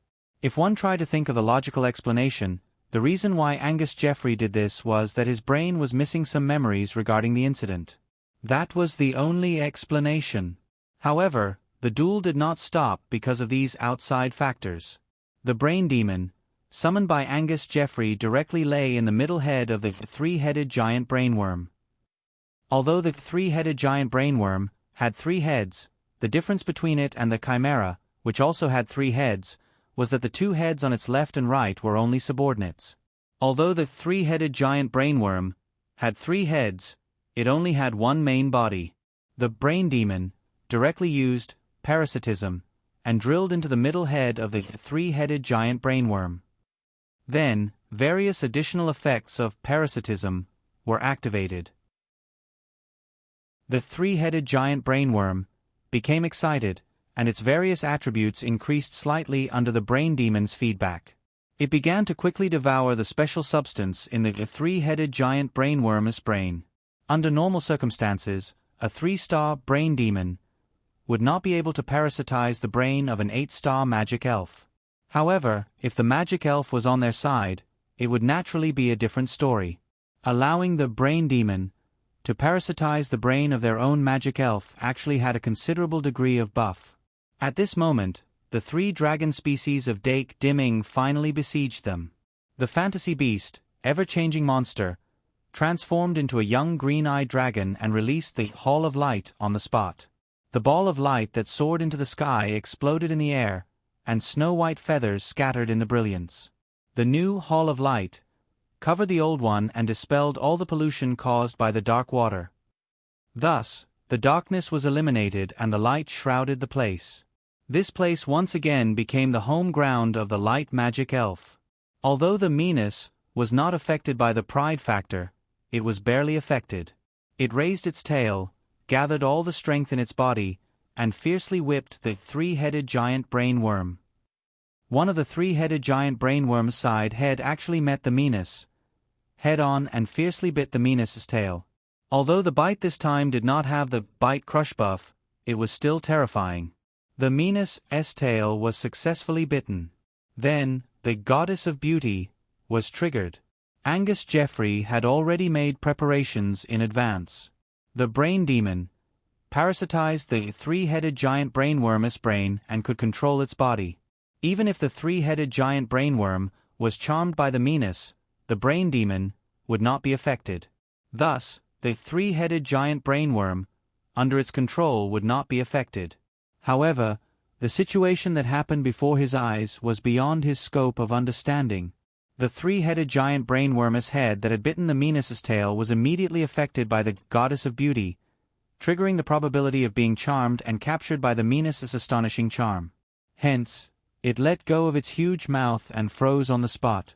There was even a heart suit in its eyes. What was even more terrifying was that the heart suit seemed to be able to pass from head to head. The other head that was fiercely resisting the young blue-eyed dragon also became soft. The main head in the middle also revealed an infatuated expression. The three-headed giant brainworm was like a lowly dog that licked the feet of a goddess. Even the brain demon, parasitized in it, had completely lost its consciousness. Angus Jeffrey immediately noticed this change, and his face instantly turned ashen. Angus Jeffrey drew cards in the middle of the 5th round, and he still had 5 cards in his hand. Seeing that the time for the 5th round had passed, he casually drew cards in a state of shock, and he had a total of 7 cards in his hand. Each of these 7 cards was an extremely special magic elven card. However, the more types of magic elf cards there were, the more strategies he had to think about. At the beginning of the 6th round, he did not make any moves. He just watched as the three-headed giant brainworm was attacked crazily by the 2 green-eyed young dragons. After releasing the light spirit hall, the fantasy beast, ever-changing monster, pounced towards the middle head of the three-headed giant brainworm. The young blue-eyed dragon had already torn the three-headed giant brainworm's neck apart. Seeing that the three-headed giant brainworm still had a unique skill that it could not use, it was like the blood-winged bug demon that had turned into a stone on the field, about to die of frustration. Angus Jeffrey finally reacted and pulled out a card from his hand. On the red team's platform, Dake Dimeng did not have many cards in his hand, and he was very lacking in new cards. Hence, he drew it immediately. Diru Beast, Curse Cage, Sub-Ancient Beast. The remaining 3 cards in his hand were Bliss 3 Moon, Ball Sea Lion, Bliss 3 Moon. The appearance of the Curse Cage, Sub-Ancient Beast, finally provided a new path for his existing cards. Bliss 3 Moon could evolve the Curse Cage, Sub-Ancient Beast, into a Black Tyrannosaurus. Bliss 3 Moon could even evolve the Curse Cage, Sub-Ancient Beast, into a Zombie Tyrannosaurus. Although the Zombie Tyrannosaurus was only a 7-star, its attack power was far superior to the Minus. Especially the Type 0 cruise missile and Oblivion Hunting Bird, they were terrifying killing moves that could destroy the terrain. Dake had not used the Bliss 3 Moon to evolve the Ball Sea Lion into the Rippling Flowery Sea Lion because of this consideration. Now that he had a new piece of the puzzle, he finally had a way to deal with the underground creatures. Otherwise, he could only rely on the Rippling Flowery Sea Lion's singing to deal with the enemy. Of course, with the Curse Cage, Sub-Ancient Beast, there was no need to use this method. As for the other Diru Beast, there were still 2 Trash Slimes, and 1 Greedy Slime Eye, left in the red square. These 3 4-star slimes were just enough to be used as a sacrifice to summon the Diru Beast. However, without the Holy Sword in hand, the Diru Beast's impact on the situation was minimal. Therefore, Dake decisively summoned the Curse Cage, Sub-Ancient Beast, first. In the name of Dake Dimeng, I summon the Curse Cage, Sub-Ancient Beast. When the summoning light lit up in the red square's summoning area, the situation was already leaning towards the red side. The 3-headed brainworm, that was charmed by the Minus, was still unconscious. If it wasn't for the brain liquid demon's parasitism that increased its stats, it would have been unable to resist the young green-eyed dragon's bite. Even so, one of its heads was bitten off by the young green-eyed dragon before it could even use its last 2 killing moves. This huge stimulation finally caused the brain liquid demon that was parasitizing the 3-headed brainworm's brain to wake up. Devour! Devour! Angus Jeffrey, who had just started his summoning, roared the moment he sensed the situation. Then, he suddenly shut his mouth and continued to chant. However, his complexion became slightly better. Although there were many accidents, the strategy he formulated in advance was still useful. If it wasn't for the brain liquid demon, the 3-headed brainworm probably wouldn't wake up even if it was bitten to death. Under the control of the brain liquid demon, the middle head of the 3-headed brainworm suddenly opened its mouth and used its killing move, Devour. The originally huge mouth of the worm became even bigger due to the effect of this killing move. It actually swallowed the broken and crooked head in front of everyone's eyes. It was hard to imagine that the 3-headed brainworm actually swallowed its own head. This scene made people tremble in fear and physically uncomfortable. Even Dake was stunned when he saw it. Then, he activated Blissful Moon on the spot. Sub-Ancient Beast, Super Evolution. The background music automatically played in his mind. Dake seemed to have heard the Zombie Tyrannosaurus' roar in advance. In the process of Curse Cage, Sub-Ancient Beast, Super Evolution, the 3-headed brainworm that had devoured one of its heads had recovered a large amount of mana. Its 3 attributes had increased once again, and its already huge body had become even bigger. Triple Insect Cannon. Angus Jeffrey, who had completed this round of summoning, gave the 3-headed brainworm a final order. Then, the Triple Insect Cannon, that was supposed to be condensed by the 3 heads at the same time and then released together, was released by the middle head alone. The effect of this was definitely greatly reduced. However, the 3-headed brainworm could only do so much. The dignified 8-star magic elf was like a cornered beast that was still fighting. This Triple Insect Cannon was not targeted at the 2 cyanide baby dragons. Instead, it was used on the menus. Although the beauty goddess's charm was a probability event and would not be triggered 100%. However, Angus Jeffrey did not know this. The three-headed brainworm's condition had already frightened him. No matter what, he wanted to kill that enchantment elf with astonishing charm first. It had to be said that this triple insect cannon was indeed powerful. Of course, this was also related to the three-headed brainworm's three attributes being doubled. In short, the menu's 3,100 points of defense was unable to block the power of the triple insect cannon. It was hit by this cannon and was almost killed. If not for the life water current that was triggered in time to recover its precious magic power, it would have been on the verge of death. However, even so, its condition was already very bad. However, after this cannon, the three-headed brainworm was completely torn apart by the cyanide baby dragon. As for the magical beast, multiform monster, that transformed into the cyanide baby dragon, because it did not use the dragon's reverse scale, it was difficult to cause damage to the three-headed brainworm. Magical beast, multiform monster, did not have the moon's protection. The most likely reason for using the dragon's reverse scale was to attack an ally. However, the cyanide baby dragon did not kill the three-headed brainworm without paying a price.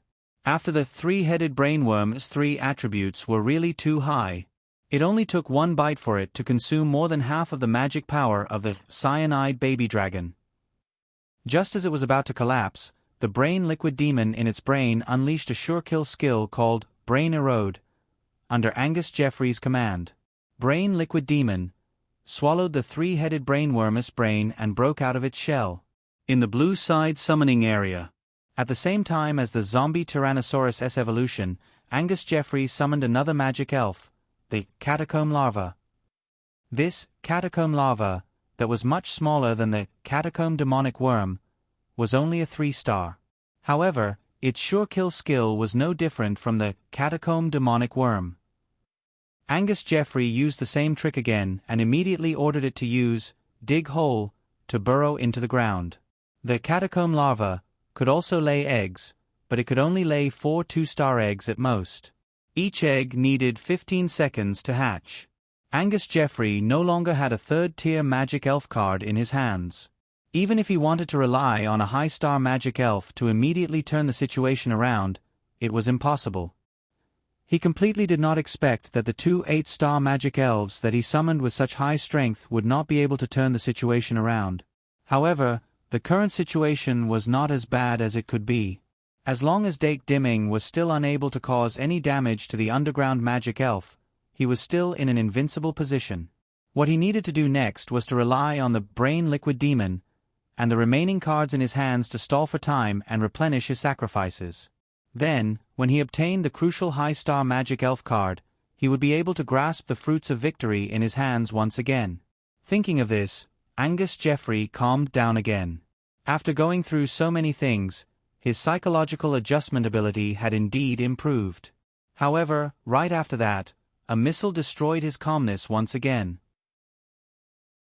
Sure kill skill, Type 0 cruise missile. The ferocious and terrifying zombie Tyrannosaurus did not match the style of Dake's cards. However, this was not the first time it was summoned. Its skeletal dragon-like appearance would always remind people of the time when the necromancers wreaked havoc. Amidst the horrified cries of the audience, the zombie Tyrannosaurus crouched down. The remaining flesh and blood on its spine wriggled crazily, and the bright red flesh and blood piled up the organic missile's head emerged from within. Following the appearance of the missile, a scarlet blood mist mixed with a dark aura quietly filled the air. An extremely terrifying aura of destruction was madly brewing. The green-eyed baby dragon and magical beast, changeable monster, who were very familiar with this, did not hesitate to abandon their encirclement of the brain liquid demon, and suddenly spread their wings to fly high. As for the miners, who was in a critical state, it was not within the Type 0 cruise missile's attack range. Dake Dimming on the red team's platform was slightly cold. He raised his right hand and pointed forward. Fire! Boom! The shock head missile made of flesh and blood was suddenly launched from the zombie Tyrannosaurus' spine. It drew a crooked arc in the air and finally accurately landed on the Brain Liquid Demon's location. The Brain Liquid Demon, that had gained a 6-star ability after swallowing the 3-headed giant brainworm's brain, was instantly blasted into pieces by this missile filled with destructive aura. The audience did not even have time to react to how powerful the Brain Liquid Demon had become. The blazing heat waves and white light from the explosion filled their entire minds.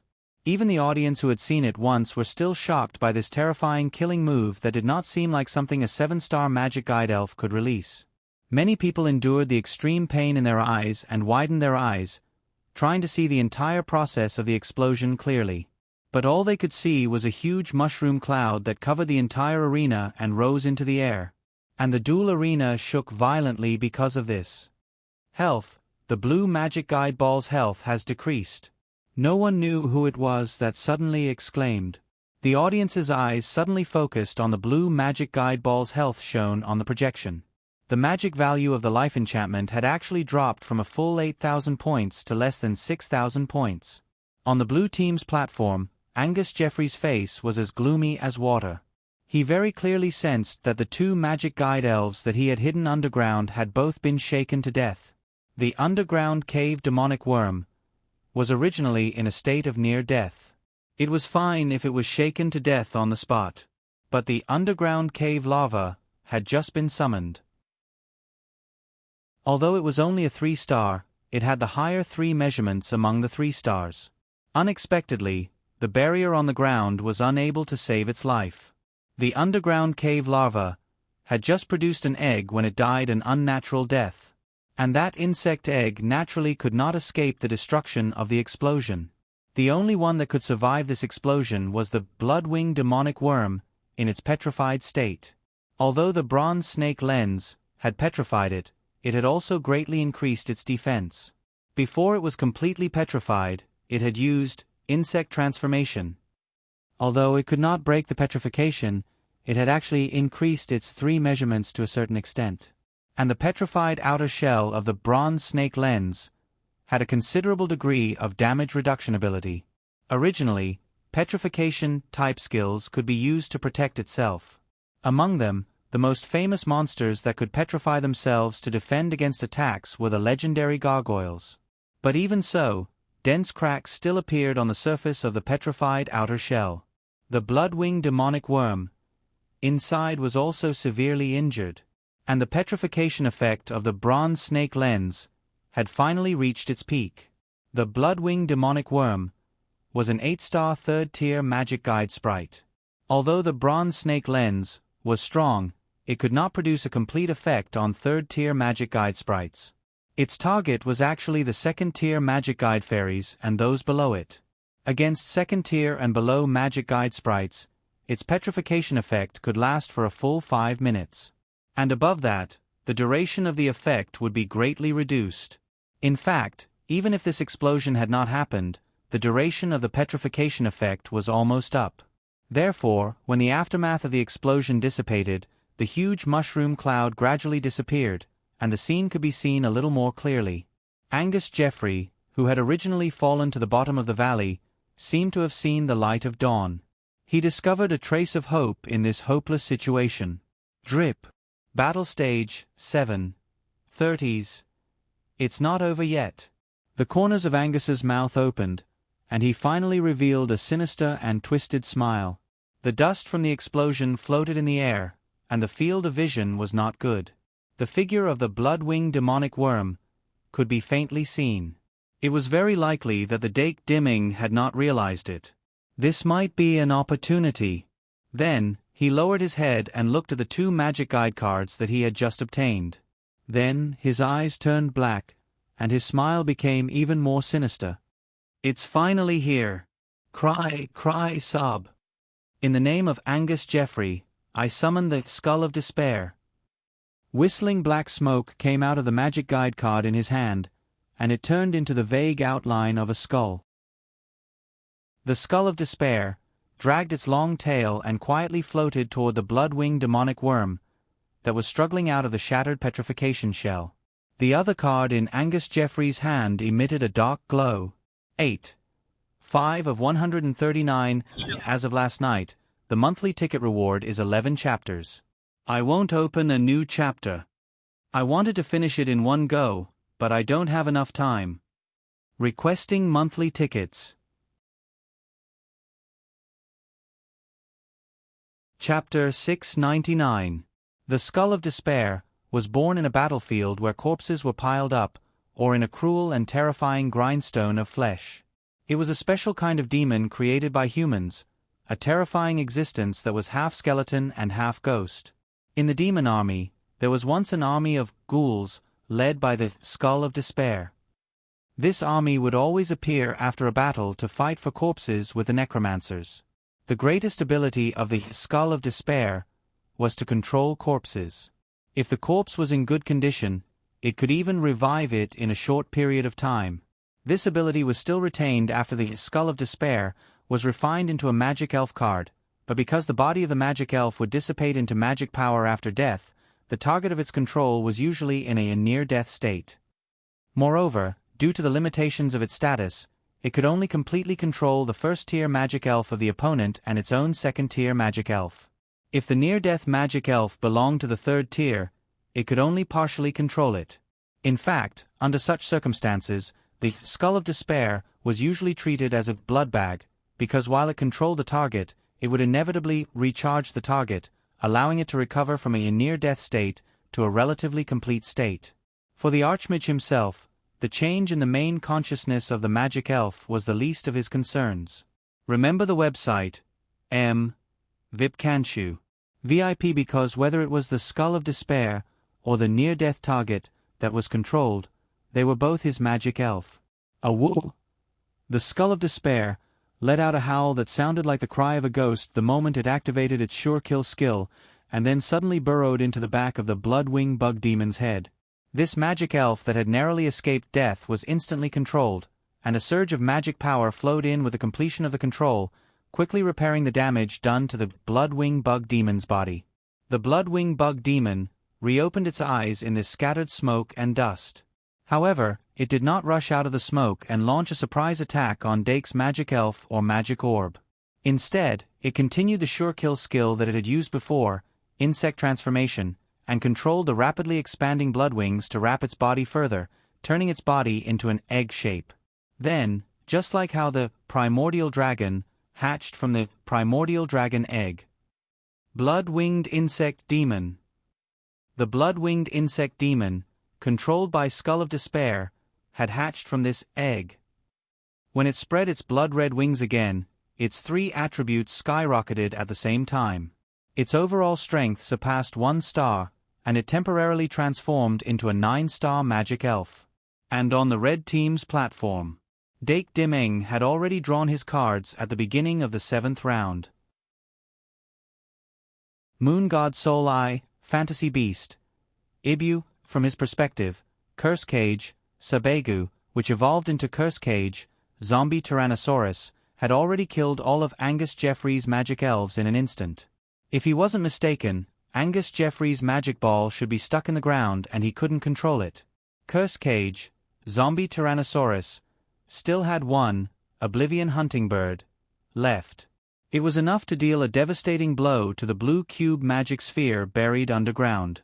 Therefore, after he drew the card, he did not continue to think. He directly ordered Curse Cage, Zombie Tyrannosaurus, to use Oblivion Hunting Bird. Roar! At the spine of the zombie Tyrannosaurus, the remaining flesh and blood wriggled crazily and gradually produced a second organic missile. Oblivion Hunting Bird was faster and stronger than Type 0 cruise missile, and the explosion range was wider. In theory, when this missile was fired at the ground, everything would be settled. Bloodwing Bug Demon, Blood Flash. Angus Jeffrey already knew about the zombie Tyrannosaurus' existence. Of course, he knew that it had 2 missiles. Therefore, when the zombie Tyrannosaurus fired the second missile, he also ordered the Bloodwing Bug Demon to use its ultimate skill. The Bloodwing Bug Demon's body suddenly emitted a blood-red light. Its larger body instantly disappeared in the blood-red light. It actually appeared in front of the Oblivion hunting bird, as if it had teleported. Then, he abruptly threw the insect blade in his hand. Any missile-type sure-kill skill would explode uncontrollably on the spot after receiving a certain degree of impact during the launch process. Angus Jeffrey's face was ferocious. His eyes were red, but the speed of his thoughts was unprecedentedly fast. He very clearly determined that no matter what, he could not let this second missile explode at the ground. Boom! The Oblivion hunting bird that exploded in the air produced an even more terrifying explosion sound than before. The shockwave formed by the explosion radiated in all directions, causing the barrier in front of both contestants to flicker wildly. Even though the Bloodwing bug demon exploded with a terrifying speed after firing the bug blade, it still could not completely escape the explosion shockwave and was injured on the spot. The Bloodwing bug demon's resurrection was indeed unexpected by Dake. However, he immediately ordered Zombie Tyrannosaurus, Deathclaw. The zombie Tyrannosaurus's right claw was quickly wrapped with the power of death. From the palm to the fingertip, it became pitch black as if it was dyed with black ink. The attack power of its right claw also increased from 3,800 points to 4,800 points. After using Deathclaw, the zombie Tyrannosaurus finally took a step forward and charged towards the Bloodwing bug demon that was sent flying by the explosion shockwave. The green-eyed baby dragon and fantasy beast, multiform monster, that had already flown high in the sky also swooped down at the same time. However, the green-eyed baby dragon did not have much magic left. Moon Protection's duration had already reached its limit. Its eyes were already showing signs of struggle, and it could become chaotic at any time. The fantasy beast, multiform monster, transformed into the green-eyed baby dragon, was even more difficult to break through the current Bloodwing bug demon's defense. What it could do was only serve as a distraction. However, the Bloodwing bug demon's insect transformation was just too fast. The attribute of speed had always been very important in a magic duel. The Bloodwing bug demon undoubtedly used this advantage to the extreme. Not only was the fantasy beast, multiform monster unable to catch up to it, even the zombie Tyrannosaurus could not touch it. Under such circumstances, Dake Dimming began to set up the stage again. In the name of Dake Dimming, I summon the Orb Sea Lion. He did not summon the fantasy beast, Ibu, at this time. Instead, he chose the Orb Sea Lion that he had drawn earlier. Although the blissful moon that could evolve the Orb Sea Lion into the Rippling Flower Sea Lion had been used, the moon god's soul eye gave it a stage to play its role again. Emo, the Orb Sea Lion, appeared in the middle of the three slimes. Its sharp eyes scanned the field, trying to take in the current situation information into its mind. When Dake summoned it, his eyes were firmly locked on the Bloodwing bug demon's position. The Bloodwing bug demon's high-speed movement in the air was like a red lightning bolt. He had to be vigilant to prevent the Bloodwing bug demon from sneaking up on the magic duel ball. However, the Bloodwing bug demon did not do that. As for Angus Jeffrey, he had long forgotten about the essence of magic duels. Ever since he had drawn the magic duel card in his hand, his mind was only left with the thought of summoning it. He wanted to summon the strongest magic duel spirit he had and obtain an absolute victory. He, Angus Jeffrey, would return as the most powerful man in the world. The puzzle to summon the strongest magic duel spirit had long been completed. Angus Jeffrey's eyes gradually widened. His sinister smile became wilder. He used 2 fingers on his right hand to hold the magic duel card. Almost instinctively, he imitated Dake's usual posture. He held the magic duel card horizontally in front of his chest and chanted rapidly. The Bloodwing bug demon's speed eased the situation on the field. The Skull of Despair's existence also reduced the probability of being charmed by Minas. However, these were not factors that he needed to consider now. The one darker than the darkness, the one deeper than the night, reappear in the world under the summons of your devout followers. I offer you a high-level demon and a special demon as a sacrifice. Special summon, the demon lord of the old era, the fallen demon king, Armstrong. Angus Jeffrey abruptly raised the magic elven card in front of his chest. A deep black light was released from the surface of the magic elven card and rapidly spread in all directions. The light of light morning hall in the field seemed to be contaminated by this dark light. The sky above became gloomy.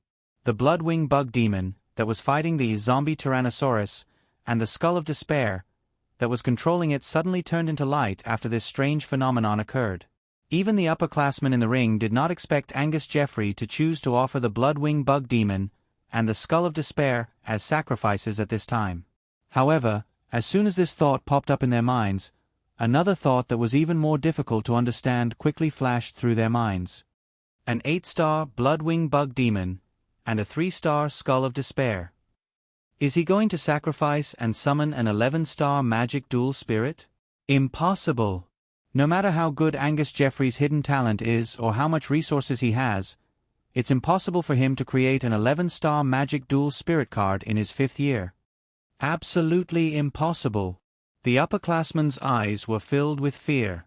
For a moment, there were exclamations everywhere. Meanwhile, in the spectator stands outside the arena, thousands of spectators let out cries of surprise that sounded like a tsunami.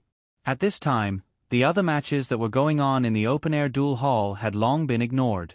Even the contestants who were in the middle of a duel all stopped at the same time. Everyone's eyes and attention were focused on this duel. Angus Jeffrey then summoned the fallen Demon King, Armstrong, under the watchful eyes of tens of thousands of people.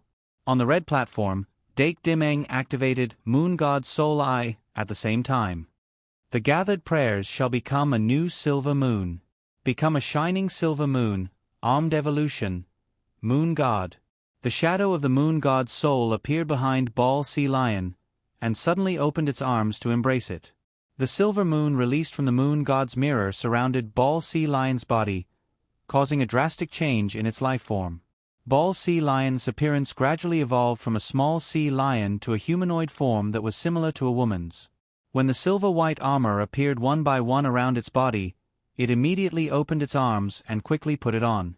The silver-white armor was tightly attached to its graceful curves, perfectly showing the lines of its torso. Ball Sea Lion, Moon God. At this time, Moon God's mirror still had a large reserve of Moon God's version of bliss. The divine aura it emitted was more majestic than ever before. However, compared to the vision created by Angus Jeffrey, it was obviously inferior. Darkness rolled in and formed a dark vortex in the air. A terrifying dark summoning circle appeared in the air, and a terrifying aura spread out. Angus Jeffrey could no longer control his emotions.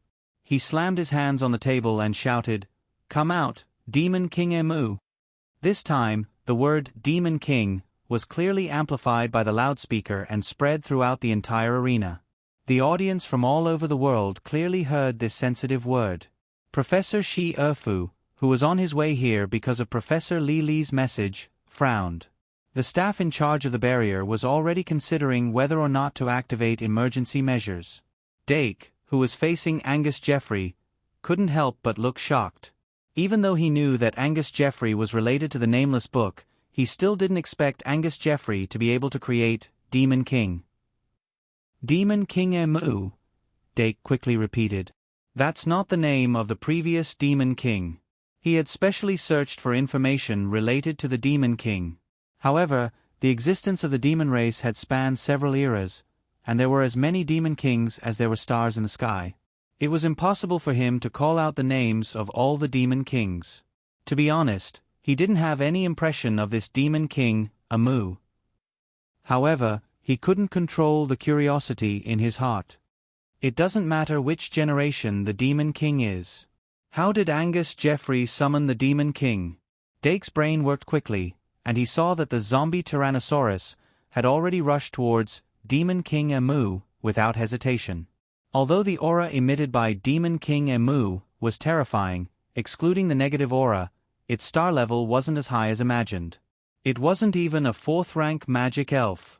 Yes, even though it used the bloodwing bug demon and the skull of despair as sacrifices, it was only a 9-star.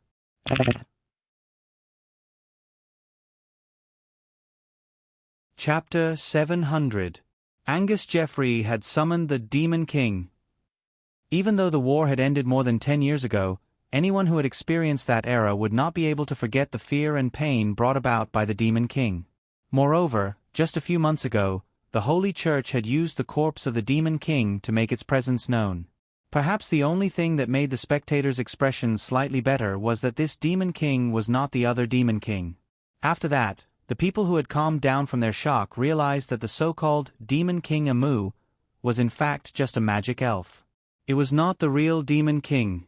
However, it was different from ordinary magic elves. This Demon King had a name. Demon King Amu.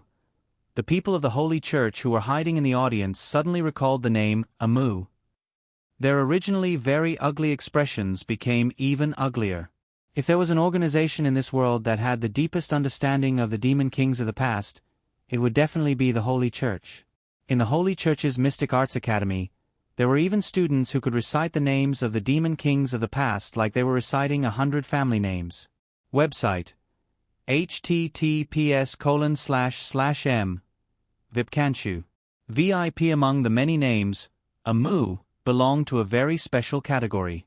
The Lord of the Fallen Amu. It was known as the darkest and dirtiest Demon King before the birth of the previous Demon King. There was even a terrifying rumor circulating in the Holy Church's Mystic Arts Academy that as long as one looked at it, one would fall into darkness on the spot. Even though the truth could no longer be verified, the horror of Demon King Amu could be seen from this. However, in the arena, the moment Demon King Amu appeared, the zombie Tyrannosaurus had already pounced over. The zombie Tyrannosaurus, with the claws of death, had an attack power of up to 4,800 points. Even a 9-star magic elf might not be able to defend against it. No matter how powerful and terrifying Demon King Amu was when it was alive, the Demon King Amu that was now a magic elf had already been nailed to death by the stars. However, just as the claws of death's tip was about to touch its forehead, Demon King Amu suddenly raised its hand toward the zombie Tyrannosaurus. Ultimate skill, Dark Cage. Angus Jeffrey's cries were tinged with hysterical madness. Dark chi erupted from Demon King Amu's palm. These dark chi first quickly climbed up the zombie Tyrannosaurus's claws, and then it exploded at an even faster speed, entangling the gigantic zombie Tyrannosaurus's entire body, Tyrannosaurus. Demon King Armstrong suddenly retracted his hand, and the power of darkness suddenly tightened. The zombie Tyrannosaurus claws were tightly bound, and it couldn't struggle. Roar! It suddenly let out a furious roar and opened its mouth wide at Demon King Armstrong, and shot out a cursed breath. However, as soon as the breath was spat out, the dark chi on its mouth had already sealed its mouth. Whether it was the cursed breath, or the claws of death, the dark chi that erupted from the Demon King Amu's dark chi was nibbled away when it came into contact with Demon King Amu's power. Demon King Amu narrowed its eyes and sneered. Its face was as thin as a human's, but it did not look ferocious. It was about 1.95 meters tall. Other than its long ears and grayish-white skin, there was almost no difference between it and a normal human. It did not have the demonic wings that could cover the sky when it opened, nor did it have the iconic demonic horns. However, no one doubted its identity as a demonic beast. Card name, Demon King Amu. Type, Elf card. Level, Race, Fiend. Attribute, Dark. Magic power, 4,500. Attack, 4,800. Defense, 4,200. Ultimate skill, Demon King, Dark Cage, Oblivion Sea, Annihilation Disaster. Demon King Amu's facial features were considered exquisite, but its eyes were actually too slender. Its nose bridge was high, but the tip of the nose was too sharp, and its chin was slightly too long. If its identity as a Demon King was excluded, it would look like a middle-aged man with a gloomy temperament. As a 9-star magic elf, Demon King Amu's magic power was maxed out, and its attack had exceeded the peak value of a 9-star. Its defense was also less than 300 points away from the peak value. Its interface data was definitely outstanding among the 9-star magic elves. On the Sure Kill Skills column, there were 4 sure kill skills. This, Demon King Armstead, was, without a doubt, a gold card. Moreover, among its 4 ultimate skills, there was a god-level passive called Demon King. This passive was like the Holy Sword of the Single Scabbard and the God of Moon, God Personality Armament, God Personality Armament. It defended against Demon King Mu's higher attributes and status. Its true basic attributes were at least increased by 1,000 points.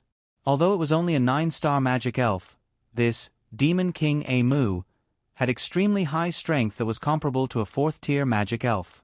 Otherwise, Angus Jeffrey would not have chosen to summon it so crazily. After the zombie Tyrannosaurus fired both missiles, it was no longer a match for Demon King Mu. After being bound by the dark cage, the zombie Tyrannosaurus's magic power was quickly depleted, and the magic power that Demon King Mu consumed after using its ultimate skill was instantly replenished. Dake Dimming witnessed everything that happened and immediately had the most direct understanding of Demon King Mu's strength. When the zombie Tyrannosaurus fell, the only one left that could still fight was God of Moon, which had just evolved into God of Moon. However, God of Moon was only a 6-star magic elf. Even if it had the ultimate skill, God Personality Armament, and had the strength of an 8-star pinnacle, Demon King Mu was still a supermodel. After the 2 sides were even on this point, there was still a huge gap between them. God of Moon was not a match for it. Meanwhile, on the blue side's platform, Angus Jeffrey was certain of his victory after successfully summoning Demon King Armstead. The corners of his mouth were wide open, and he finally let out a maniacal laugh after the zombie Tyrannosaurus was imprisoned. What? Where's your hero? The fact that Dake Diming's magic elf had the hero trait and could use Holy Sword was no secret to some people. However, Angus Jeffrey didn't realize that when he said those words, he had already nailed himself to the position of the antagonist. In the ring, Hero's son White Gouda, who was watching the battle, had mixed feelings after hearing those words. Dake's eyes flashed. He glanced at the countdown of the 7th round and said in a low voice, "Hero is naturally in my hands." These words weren't false, because Diru Beast was indeed in his hands. On the other side, Angus Jeffrey suddenly sneered, "A hero without a holy sword is nothing more than a toothless tiger. If you surrender now, I'll give you a decent way to leave." His emotions fluctuated between high and low, and the expression on his face was sometimes crazy and sometimes mocking. There was a strange aura about him. Dake silently chanted a normal summoning spell after replying and summoned Illusory Beast, Ibu. A mere 3-star Illusory Beast, Ibu, couldn't affect the situation on the field. With Primordial Dragon Egg already on the field, Dake could only use Receive to summon a limited number of magic elf cards.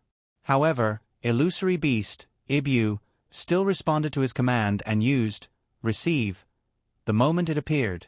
It didn't even have the time to use Wish, turning into a white light and returning to his hand. Then, a second Illusory Beast, Ibu, emerged from the whirlpool where it originally stood. Then, a third one appeared.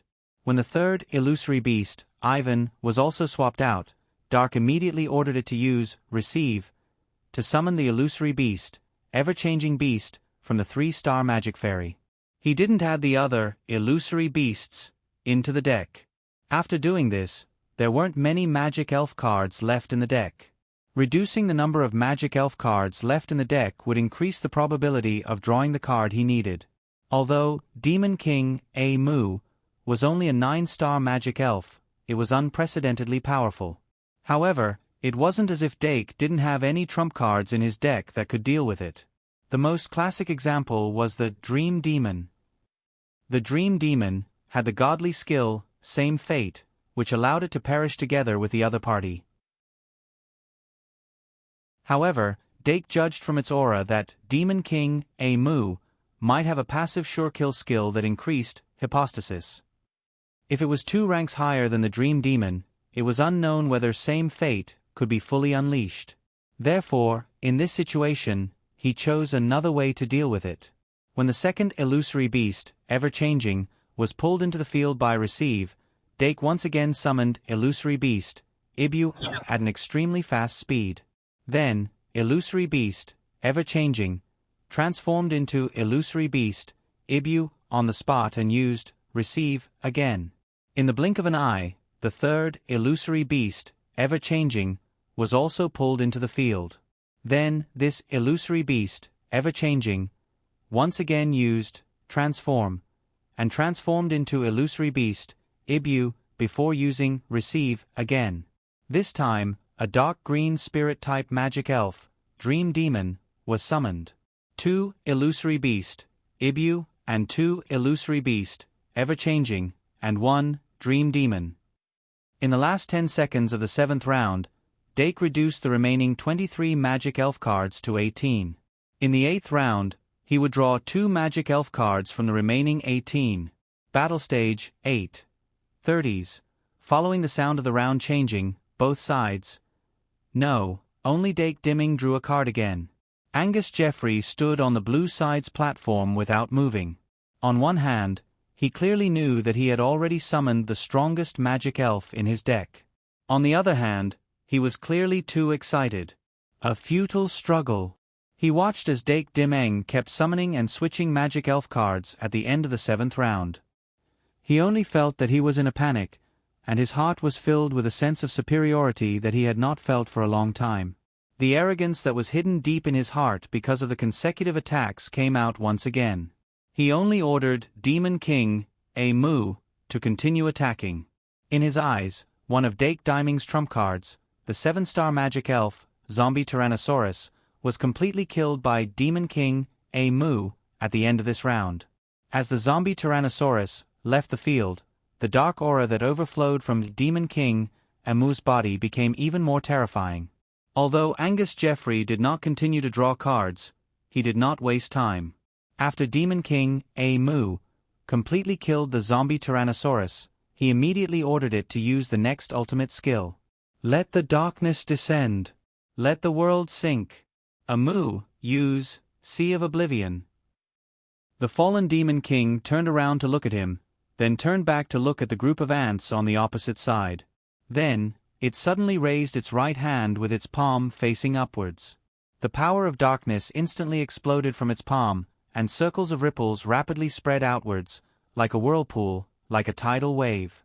As time passed, the ripples became thicker and thicker, like a surging tide, like a rolling wave layer upon layer, affecting the entire field. The entire field was covered by the terrifying pitch-black Sea of Oblivion. The pitch-black ripples that spread outwards were everywhere in the air. Other than the 2 young green-eye dragons that flew up into the sky, all the magic elf cards on the ground were within the attack range of the Sea of Oblivion. The 3 slimes that were prepared as sacrifices were the first to be annihilated by the ripples. Then, there was Illusory Beast, Ibu, that was summoned as the target of transformation. Then, there was the Illusory Beast, ever-changing monster, that was replaced by Illusory Beast, Dream Demon. In the name of Dake Dimeng, Magic Summoning, Bliss 3, Moon. Usually, when the cooldown of the summoning spell had just ended, Dake would immediately activate the Bliss 3 Moon that he had prepared in his hand after confirming that the 2 magic cards that he had drawn in the 8th round were unable to turn the situation around. Then, a pink radiance broke through the dark ripples and shone on the Dream Demon. The 5-star magic elf, Dream Demon, evolved rapidly under the effect of bliss. Then, in that instant, it was bombarded to the brink of death by the ripples of the Sea of Oblivion. Same fate, activated. Demon King, Mu, suddenly let out an extremely mournful scream. Angus Jeffrey, who was immersed in the terrifying power of the Sea of Oblivion, was stunned at that moment. Then, he suddenly noticed that Demon King, Mu's magic value had fallen to the bottom in an instant. Even though the magic that had just fallen to the bottom had begun to surge back in the dark waves of the Sea of Oblivion. But Angus Jeffrey's face still couldn't help but reveal a twisted expression of fear. In the next second, rays of moonlight that emitted a pure aura fell straight down from the sky. Good morning, asterisk, asterisk degree, degree asterisk, asterisk, requesting votes.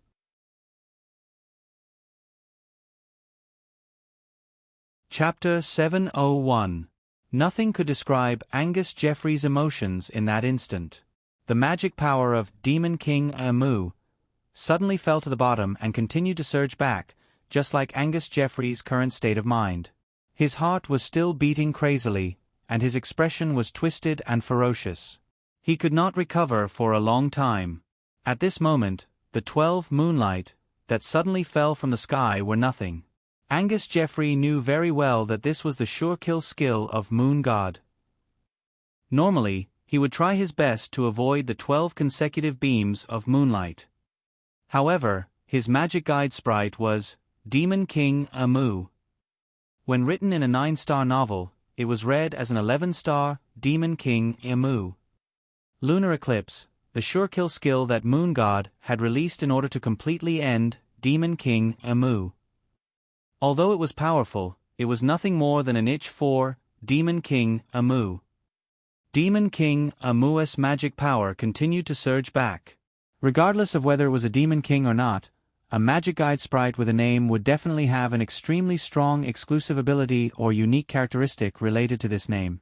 Demon King Amu's Sea of Oblivion was Amu's exclusive sure-kill skill. Remember the website, Vipkanshu. VIP. The power of Sea of Oblivion had already been displayed just now. Even the 5-star magic guide sprite, Dream Demon, was almost instantly killed by the dark waves. Its attack range was extremely wide, and it was the type of continuous attack. It was devouring the lives within its range every second and feeding them back to Demon King Amu. In other words, the low-star magic guide sprites in Dake's field had all become Demon King Amu's bloodbags. Even the 7-star magic guide sprite, Minas, was unable to withstand the continuous damage of Sea of Oblivion, and was forced to leave the field. In the blink of an eye, only the 2 young dragons with green eyes flying in the sky and the Moon God on the ground were left on Dake Diming's field. Angus Jeffrey glanced at the Moon God, and subconsciously reached out for a card. He hadn't even drawn a card, and he didn't even bother to summon the magic elven cards in his hand. In his eyes, there was only the invincible Demon King Amuster. However, as Demon King Amu's invincibility was instantly broken, he suddenly regained his senses. Dream Demon's same fate. Demon King Amu's miserable howls made him feel fear. He could not bear the terrifying reality of being defeated even after summoning Demon King Amu. Therefore, after he was lucky enough to survive, he swore that he would secure victory as soon as possible. We can't delay it any longer. Dake Diming's trump card might be stronger than I expected. He thought that he had already thought highly of Dake, but he suddenly realized that he had still underestimated him. And on the red team's platform, Dake, on the other hand, had a serious look on his face after he confirmed that same fate hadn't been completed. The 2 magic cards he drew in the 8th round were Lion Beast, War Horn. He still had 2 Illusory Beast, Ibu, 1 Illusory Beast, Ever-Changing Beast, and 1 Diru Beast in his hand. However, in the current environment, other than War Horn, the other magic elven cards couldn't be summoned. They would only be buried in the Sea of Oblivion the moment they were summoned. There are still 16 cards left in the deck. He would never give up until the very last moment in a magic duel. Moreover, he had a very clear goal in his actions so far. The so-called trump card was to have the ability to turn the tables at the most crucial moment. He didn't lack such trump cards. He just needed to drag it out for one more round. Once again, he would bet his hopes of turning the tables on the next round. His white and smooth cheeks flushed red, and his adrenaline kept rising. In this desperate moment, Dake Diming found himself unprecedentedly excited. Why was the trend of duels able to start a new era? Why were powerful magisters willing to reveal themselves in duels? The end of the war caused the magisters to lose their battle stage, but the popularity of magic duels gave them a new soul. Ball Sea Lion, persevere. The magister's shouts entered his soul. The Moon God, evolved from the Ball Sea Lion equipment, and the Moon God's soul, attached to it were actually able to stand firm under the Sea of Oblivion's dark waves. Roar! After Demon King Mu suffered the pain of same fate, it was obvious that it was furious. It opened its arms and let out a terrifying howl, and the dark waves released by the Sea of Oblivion became even more frenzied. However, the moon god was deep within it, and it was like an old reef on the shore, unmoving no matter how strong the wind or the rain. The moon god mirror in its chest was continuously releasing moonlight that was no longer gentle. A huge round mirror formed by moonlight was blocking in front of it, blocking all the waves that swept over. The accumulated moonlight power was helping it to stand firm in the Sea of Oblivion. Angus Jeffrey didn't understand why the moon god was still standing, but at this moment, he was completely awake. Demon King Mu couldn't move when it released the Sea of Oblivion. He immediately picked out a magic elf card that had the ability to fly from his hand. In the name of Angus Jeffrey, I summon the lightning magic bug. It was still an insect-type magic elf, but it was only a 3-star one. Angus Jeffrey summoned this 3-star magic elf right above the blue summoning area, which was outside of the Sea of Oblivion's range. Then, he immediately gave it a new order: attack the magic ball. At this moment, he finally remembered that he was in the middle of a duel. As long as he could break the red magic ball's life barrier, he would be able to obtain victory. The 1-meter-long lightning magic bug was like a beetle. It immediately spread its wings, vibrated at a high frequency, and pounced at the magic ball that Dake had also pulled up into the air. However, what appeared in front of it were 2 6-star young green-eyed dragons. After the lightning magic bug was slapped to death by the young green-eyed dragon, Angus Jeffrey suddenly realized that he had made the most basic mistake at this most crucial moment. Meanwhile, the Sea of Oblivion in the arena was already showing signs of dissipating. Originally, the duration of this sure-kill skill was only half a minute, which would be the duration of 1 round. Angus Jeffrey took a deep breath and racked his brain in the last few seconds of the 8th round. However, he still could not find a way to bypass the 2 young green-eyed dragons and attack the red magic ball. Mu! He subconsciously called out the Demon King's name. However, the Demon King Mu was completely attracted by the moon god. It controlled the power of the Sea of Oblivion to concentrate its attacks on the Sea of Oblivion. Finally, at the moment when the 8th round ended, the round mirror created by the moon god mirror suddenly shattered, and the Sea of Oblivion was also completely exhausted. However, the duration of both attacks was 30 seconds. It was still impossible to tell who won and who lost on the surface. Mu! Angus Jeffrey roared angrily again. The Demon King Mu, who had stopped releasing the Sea of Oblivion, finally responded. Angus Jeffrey's face was gloomy as he issued a final order to it: summon the catastrophe and attack the opponent's magic ball. Roar! The Demon King Mu raised its right hand once again. The black light that bloomed from its palm quickly condensed into a pillar and shot straight into the sky. Above the sky, dark clouds appeared and thunder rumbled. It was as if doomsday had arrived. On the red contestants' arena, Dake Dimeng had also drawn 2 new magic cards from the top of the deck. Fusion, Moon God Stone, it's finally here. Dake's eyes suddenly burst with light. With a probability of 1 in 16, he finally drew Fusion from the deck. And along with it, there was also the Moon God Stone. On the arena, the Moon God held on until the last moment. As the Moon God Mirror was released after the Sea of Oblivion, it did not receive a direct attack from the Sea of Oblivion from beginning to end. Fusion, or Moon God Stone. But in this way, there was room for choice. Making a choice would take time. Dake shook his head fiercely. Following his initial plan, he decisively drew Fusion. Although the Night Tiger God, evolved from the Moon God, was powerful, it was still a 7-star magic guide fairy. After the 2 cyanide dragon whelps, Fusion, the cyanide dual explosive whelps, was a genuine 9-star magic guide fairy.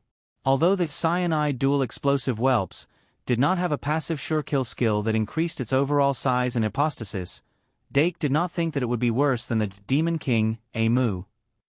As the trump card of the trump cards, Dake originally did not want to summon the Cyanide Dual Explosive Whelps in such an ordinary duel. Although the possibility was very low, of course, he had thought of advancing to the top 16 in the Golden Cup, and then dueling with Winnie Scardy, Panduola Doragon and other truly powerful magic guides, and winning. Facing opponents of that level, it was impossible to win with a deck that had been thoroughly studied. Therefore, he didn't even add the 2-star, Phantasmal Beast, Curse Creature, Dragon to his deck during the Golden Cup's points competition. But he did not expect Angus Jeffrey to be able to summon the Demon King. There was no time to think. The moment Dake raised Fusion, he began to chant the incantation. In the name of Dake Dim-ing, I summon the magic guide, Fusion. As he grew older, the magic power that grew stronger poured into the Fusion Magic Guide card like seawater. The long-awaited Fusion Light shone in his hand as if he was holding the stars. White and black fishes quickly drilled out from the surface of the Fusion card. The Cyanide Whelps and the Fantasy Beast, changeable monster that were flying in the air to protect the Magic Guide Ball, immediately sensed the call of Fusion. The two Magic Guide Fairies suddenly showed a look of excitement as they dove down from the air almost at the same time. At this time, there was a strange phenomenon in the sky. The Demon King, Amu, had begun to cast its ultimate skill, Annihilation Calamity. Angus Jeffrey saw that Dake Dim-ing was in high spirits. Although he did not want to believe that he could summon a Magic Guide Fairy that could compete with the Demon King, Amu, the fear in his heart had already overflowed. Suddenly, his fingers trembled and a Magic Guide card slipped from his fingers. He quickly reached out to grab it, but more Magic Guide cards fell. F***CK. Angus Jeffrey was instantly enraged. He slammed the useless cards in his hand on the card table. Then, he suddenly raised his head, gritted his teeth, and glared fiercely at the opposite side. The order he gave to the Demon King, Amu, was to attack the Magic Guide Ball. Once the charging was completed, Annihilation Calamity would descend upon the world, and the life barrier with a magic value of only 8,000 points would be instantly shattered. After that, no matter how many trump cards Dake had, it would be impossible to reverse the situation. From wanting to crush him to only wanting to win now, Angus Jeffrey had gone through a very deep psychological journey. However, what he thought in his heart was ultimately going to be completely destroyed, like the name of the calamity. The two fishes that flew out from the surface of the Fusion card had already flown towards the Cyanide Whelps and the Fantasy Beast, changeable monster, that were diving down. The white fish flew towards the Cyanide Whelps. The black fish flew towards Illusionary Beast, ever-changing monster. The two fishes expanded in the wind and entangled the two Cyanide Whelps. Then, the two Magic Guide Fairies looked at each other and turned into light at the same time, flying into the sky. The two light pillars that entangled the fishes spiraled in the air like DNA and finally merged completely. The huge and mysterious Fusion Summoning Array bloomed in the air. Under the gazes of thousands of people, the round-headed Cyanide Whelps with two heads appeared from the Fusion Summoning Array. The Cyanide Double Explosive Whelps had appeared. Although it was still in the form of a young dragon that lacked edges, the aura released by the Cyanide Double Explosive Whelps was still on a completely different level from the Cyanide Whelps. The senior students in the ring-shaped belt immediately realized in shock that this was actually a 9-star magical guiding sprite. Dake Dim-ing, who had just entered his second year, had actually summoned a 9-star Magic Guide Fairy in this duel. The scales of victory and defeat began to sway in an instant. Some of the students who had originally thought that Angus Jeffrey would definitely win were instantly shaken. As for the Cyanide Double Explosive Whelps that emitted a powerful dragon might, the moment it appeared, it suddenly opened its dragon mouth at the Demon King, Amu. Two white lights with a destructive aura instantly shot out and hit the Demon King, Amu's face. Then, the end of the world had arrived. Dark clouds covered the sky, lightning flashed, and thunder rumbled. A blood-red crack quietly appeared. The sky completely split open. The Demon King, Amu, whose face was covered in mud, suddenly roared angrily. Meteorites descended.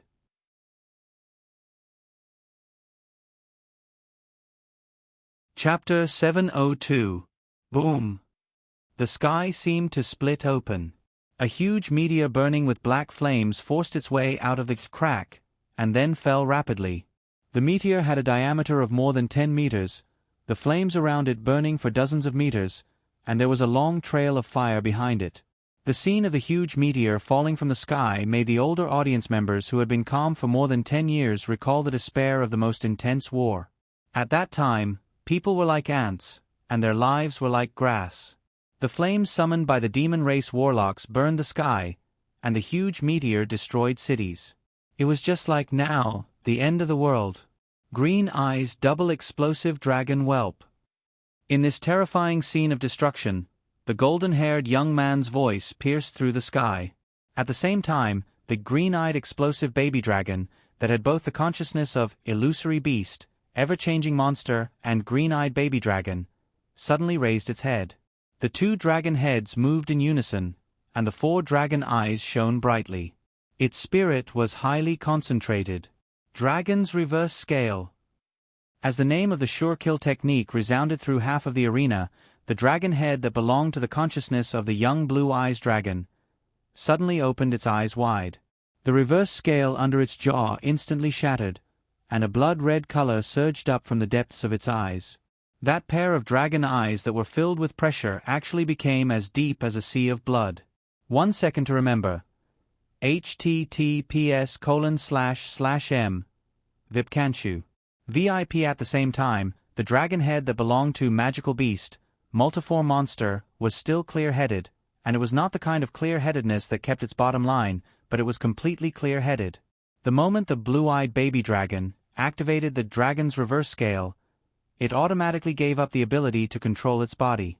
The consciousness of illusory beast, ever-changing monster, crushed onto it and completely controlled the dragon body that was burning with blood flames. Along with its anger, the attack power of the green eyes double explosive dragon whelp skyrocketed, and almost in the blink of an eye, it reached the limit of 100% increase. Roar! Facing the huge meteor falling from the sky, the green eyes double explosive dragon whelp actually rushed forward without fear. At this time, both sides on the contestant stage held their breaths and stared. Once the green eyes double explosive dragon whelp was unable to block the power of the meteor, the life enchantment of the magic conducting ball in the red half of the field would instantly shatter. Although the remaining power of the meteor could also cause the ground to collapse and shatter the life enchantment of the blue magic conducting ball underground, that would be after the dust had settled. At this point, both sides had no way out. Rumble. In the entire duel hall, there was not a single sound other than the arena. The attack power of the green-eyed dual explosive young dragon was close to 10,000 under the buff of the dragon's reverse scale. However, the power of the meteorites summoned by the annihilation disaster was even more terrifying. The flame aura around the blue-eyed double explosive baby dragon was condensed to its peak. It surrounded the dragon's body and formed a huge awl from bottom to top. It ferociously crashed into the raging black flame on the surface of the meteorite. The black flames were instantly dispersed, and the azure eyes double explosive young dragon finally crashed onto the surface of the meteorite and instantly shattered. However, this layer of power only managed to shatter the surface of the meteorite. It was unavoidably weakened slightly before being crushed down by an even more terrifying power that came from behind. Although the green-eyed double explosive baby dragon was still able to drill through the huge meteorite like an awl, its scales were also shattered by the power of the meteorite as the meteorite shattered. Roar! The azure eyes double explosive young dragon once again roared during this extremely short stalemate. The violent blood flames actually burned again. One of the dragon's eyes was filled with anger, while the other dragon's eyes were filled with arrogance and coldness. Boom! There was another explosion that sounded like the collapse of heaven and earth. The tens of thousands of spectators outside the arena only saw the meteorite suddenly explode. The two-headed blue-eyed white dragon actually forcibly broke through the meteorite and soared into the sky. It actually blocked it. The spectators who were shocked by the scene of the end of the world suddenly exclaimed in disbelief. The spectators who were deathly silent earlier were instantly stirred up again. After the Azure Eyes double-explosive young dragon soared into the sky, it emitted a dragon's aura that dispersed the dark clouds and allowed the light to return. No. This is impossible. On the blue team's platform, Angus Jeffrey almost ground his teeth to pieces. However, he instantly retracted his gaze from the sky and fiercely glared at the opponent. The two of them were 100 meters apart, but Angus Jeffrey seemed to be able to clearly see the expression on the opponent's face. Even in such a situation, Dake Diming's face still did not change much. This gave him a sudden misconception that everything was under his opponent's control. Amu. Angus Jeffrey's face was distorted to the extreme. His two bloodshot eyes were almost popping out of their sockets. However, he still called out Demon King Amu's name once again. Angus Jeffrey did not lose his rationality just because Annihilation Natural Disaster was broken by Azure Eyes double-explosive young dragon. Although his heart was constantly filled with anger, hatred, panic, fear, and other endless negative emotions, he still maintained his last bit of rationality. The current situation was not disadvantageous to him. Although Azure Eyes double-explosive young dragon had broken Annihilation Natural Disaster, it was also covered in injuries and had consumed a lot of magic power. It would not have much magic power left. However, Demon King Amu had not suffered any direct damage from the beginning to the end. Other than the magic power it consumed to use its ultimate skill, it was still in full condition. Don't worry about that dragon. Continue to attack the magic conducting ball. Demon King Amu, whose ultimate skills were all in cooldown, had a dark glow in its eyes. Then, this 9-star magic conducting fairy that had not moved much after being summoned suddenly went berserk. It was only at this moment that the audience who were shocked by Annihilation Natural Disaster suddenly realized that Demon King Amu also had extremely high attack and defense. Even if it did not use its ultimate skill, it was still extremely terrifying. The distance of 100 meters was covered in an instant. Dake's pupils shrank, and his gaze suddenly focused. When Azure Eyes double-explosive young dragon had already broken Annihilation Natural Disaster, his usual summoning spell's cooldown had also finished. As long as he had time, he could summon the Moon God Stone and let Night Tiger God descend. However, Angus Jeffrey's reaction was extremely fast. Demon King Amu's actions had completely attracted his attention. If he stopped to summon, the red magic conducting ball's life barrier would have been completely shattered in the process of Moon God evolving into Night Tiger God. The time he had to think was less than 3 seconds.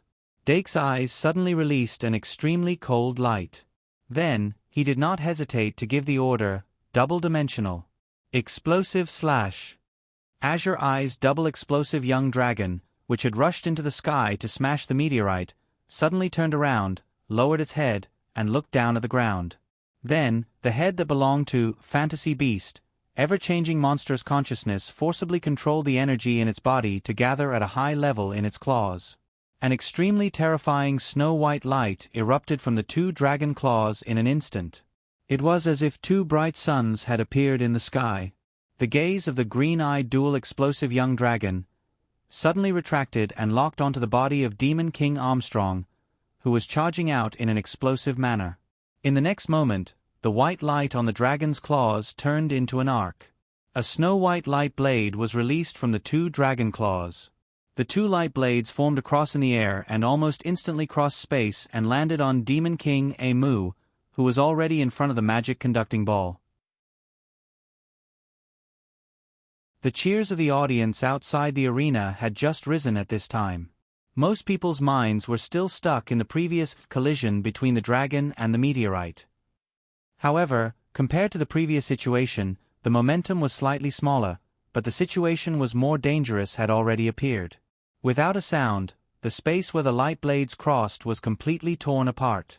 With Demon King Amu's body as the center, 2 extremely long spatial rifts suddenly appeared.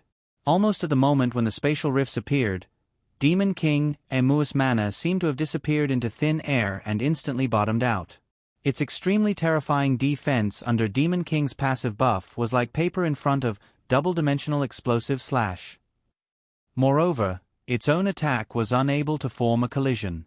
When Angus Jeffrey noticed it, Demon King Amu's aura was already like a candle in the wind. It was not that he had never seen this scene before. In fact, when Demon King Amu suffered a backlash from same fate previously, Demon King Amu's mana had also bottomed out once. However, at that time, Sea of Oblivion had absorbed the mana and immediately replenished it, causing the bottomless mana to quickly fill up. However, this time, there was nothing that could replenish its mana. Continue. A thought flashed through Angus Jeffrey's mind, and a voice that was mixed with panic and anxiety blurted out. Even if its mana had bottomed out, as long as it had not completely reached zero, the magic-conducting elf could continue to attack. Even if Demon King Amu was defeated in the end, as long as it shattered the red magic-conducting ball before it died. However, in the next moment, in the middle of the two spatial rifts created by double-dimensional explosive station, the pitch-black area between them suddenly expanded like a huge mouth. A strong suction force instantly erupted from within. Demon King Amu was actually swallowed by the expanding spatial rift without any resistance. Then, in the next second, the space was smoothed out, and Demon King Amu completely disappeared. There was no longer a trace of sound in this duel arena. The moment Demon King Amu disappeared, Angus Jeffrey felt that his throat was suddenly clamped by a pair of iron hands, and he could not breathe. His cheeks rapidly flushed due to the lack of oxygen. At this time, the cheers of the audience outside the arena were still as loud as a landslide, but he seemed to be unable to hear anything. It was as if from the moment Demon King Amu disappeared, something in the depths of his heart suddenly shattered. And the magic-conducting card, Demon King Amu, that he had been holding in his hand, from the top left to the bottom right, an extremely long crack appeared. Pa! The magic-conducting card made an extremely crisp cracking sound. Angus Jeffrey's heart suddenly quivered, and he instinctively lowered his head to take a look. The extremely long crack actually burst open in an instant, causing the entire magic-conducting card to be split into two. Double-dimensional explosive slash not only cut Demon King Amu in half, it also cut Demon King Amu's magic-conducting card in half. However, Angus Jeffrey unexpectedly did not have any reaction. This was because the string in his brain had completely snapped. The cheers of the audience seemed to have paused for a moment, and then they instantly recovered and continued to soar. Dake Dimming did not stop commanding just because Demon King Amu was killed. He immediately ordered the blue-eyed double-explosive dragon whelp to shoot destructive white light spray at the ground. The destructive white light spray had an attack power of up to 10,000 points, so it was naturally easy for it to tear the ground apart. Even if they did not know where the blue magic-conducting ball was hidden, as long as they plowed the entire arena to one side, they would naturally be able to find it. However, just as the white light condensed in the mouth of the blue-eyed double-explosive dragon whelp, the referee's whistle suddenly sounded, and it was very urgent. The battle is over. The victor was not announced. The referee suddenly appeared in front of the blue contestant's platform and grabbed Angus Jeffrey's hand. In the next second, the barrier between the ring and the audience suddenly lit up, and the emergency device was activated. A light breeze blew, and the vice principal of the Shang-Malian Academy, Professor Sarah Shi Erfu's figure appeared on the other side of Angus Jeffrey. Shi Erfu's eyebrows were tightly knitted together, and before the fragments of the Demon King Amu's magic-conducting card fell to the ground, she caught it, and then all the scattered magic-conducting cards gathered in the palm of her hand. She silently whispered something to the referee, who took emergency measures, and then grabbed Angus Jeffrey's shoulder and quickly disappeared into a light breeze. The intense battle quickly retreated, and Dake glanced at the contestants' platform opposite the referee, quickly packed up the magic-conducting cards, and left the contestants' platform. The audience outside the arena was completely unaware of this. In their eyes, Angus Jeffrey had given up the battle in despair, and then left the arena in dejection. However, the students and professors in the ring were not within the range of the barrier, and the students' discussions had already broken out uncontrollably. If Angus Jeffrey had only fainted from the shock of the battle, although it would have led to a lot of discussion, it would not have exploded so intensely. However, the activation of emergency measures, and the appearance of Professor Shi Erfu, made everyone realize that things were not as simple as they seemed. In fact, a similar scene had happened not long ago. At that time, standing on one of the contestants' platforms was also the son of the Duke. Oh, Dake Dimming. There was no need for any prefix to show his identity. Dake Dimming was just Dake Dimming. In short, not long after that, the Academy launched a large-scale investigation of the entire Academy. It's the same incident? The smart people almost immediately connected the two incidents. Then, the discussions became even more intense. Some of them quickly came back to their senses. This incident was also related to the Devil King. Good morning, I'm sorry.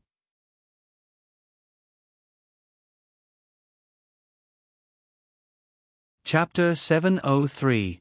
Is Angus Jeffrey unconscious? Edwin Clarissa asked in a low voice, leaning back in her chair. It seems so.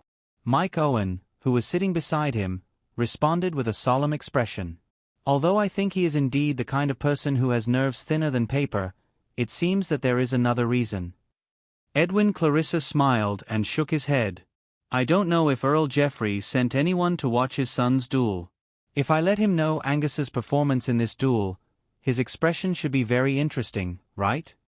Mike Owen was silent for a moment before he said, I just hope that you won't check in the wee hours of the morning anymore. I think so too, Edwin Clarissa said leisurely. But I'm looking forward to it. It's better not to. Mike Owen couldn't help but sigh. Although he was no longer working for Angus Jeffrey, he still did not want anything too serious to happen to Angus Jeffrey. Edwin Clarissa chuckled. Don't you want to know how Angus managed to make so many magic elven cards in just 3 months' time? And among them, there's a card called Demon King.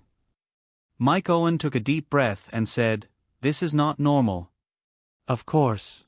Edwin Clarissa said meaningfully, and if I were him, I would definitely not summon that magic elf card in public. URL https://m Vipcanchu. VIP on the other side. Stuart Phone's face was full of shock, and he had maintained this expression for a long time. Angus Jeffrey's performance in this duel was beyond his expectations. Although he knew that Angus Jeffrey had the confidence to defeat Dake Dimming, he did not know the source of his confidence. And now, he finally knew, but he wished he didn't know.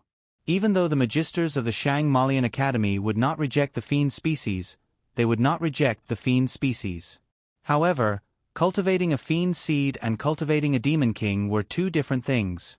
From the moment Angus Jeffrey publicly summoned Amu, the demon king, on the stage, he knew that Angus Jeffrey was completely finished. Regardless of the outcome of this duel, Angus Jeffrey's future was close to being cut off. What is Jeffrey thinking? Stuart Phone rubbed his face fiercely, his eyes filled with despair. Although he had vaguely sensed that something was wrong with Angus Jeffrey since the beginning of the semester, he did not expect his brain to be completely damaged. Has he forgotten that he is from the Crown Prince's faction? The Crown Prince is relying on the Holy Church. Holy Church allows someone to cultivate a demon king? It's over, it's over. Edwin Clarissa and Stuart Phone were just two more typical examples. There were many people who had similar thoughts. If there were people who thought that a starving camel was bigger than a horse before, they now clearly realized that the camel was really dead. The students were scrambling to discuss this duel and what might have happened behind the scenes. They were guessing what had happened and what had happened to Angus Jeffrey. Angus Jeffrey, Vern Morse, the Brain Fluid Demon, the Demon King, and Dake Dimming, what kind of roles did they play in this? When the Demon King was mentioned, people would naturally relate it to the Demon King execution ceremony of the saint. The saint had a very good reputation in this regard, and most people thought that the Demon King was really dead. Angus Jeffrey had summoned a named Demon King from the old era, so no one thought in that direction. When the Academy activated the emergency system, people from the Shang Malian Academy's duel halls all over the world quickly left and spread the relevant information. In the duel hall in the King City, dozens of people ran out in one breath. These people of course did not see each other and left as fast as they could. There were people from the Saint, people from the Duke's mansion, people from Count Geoffrey, and of course, people from the major media and newspapers. If no one stopped them, the news of Count Geoffrey's son summoning the Demon King in the magician duel would probably be published tomorrow morning. The Shangmalian Academy's duel hall had activated the barrier twice during this period of time, but compared to the previous incident, this incident was obviously more explosive. Even if they did not dig deeper, just the things that were shown on the surface were enough to make the headlines.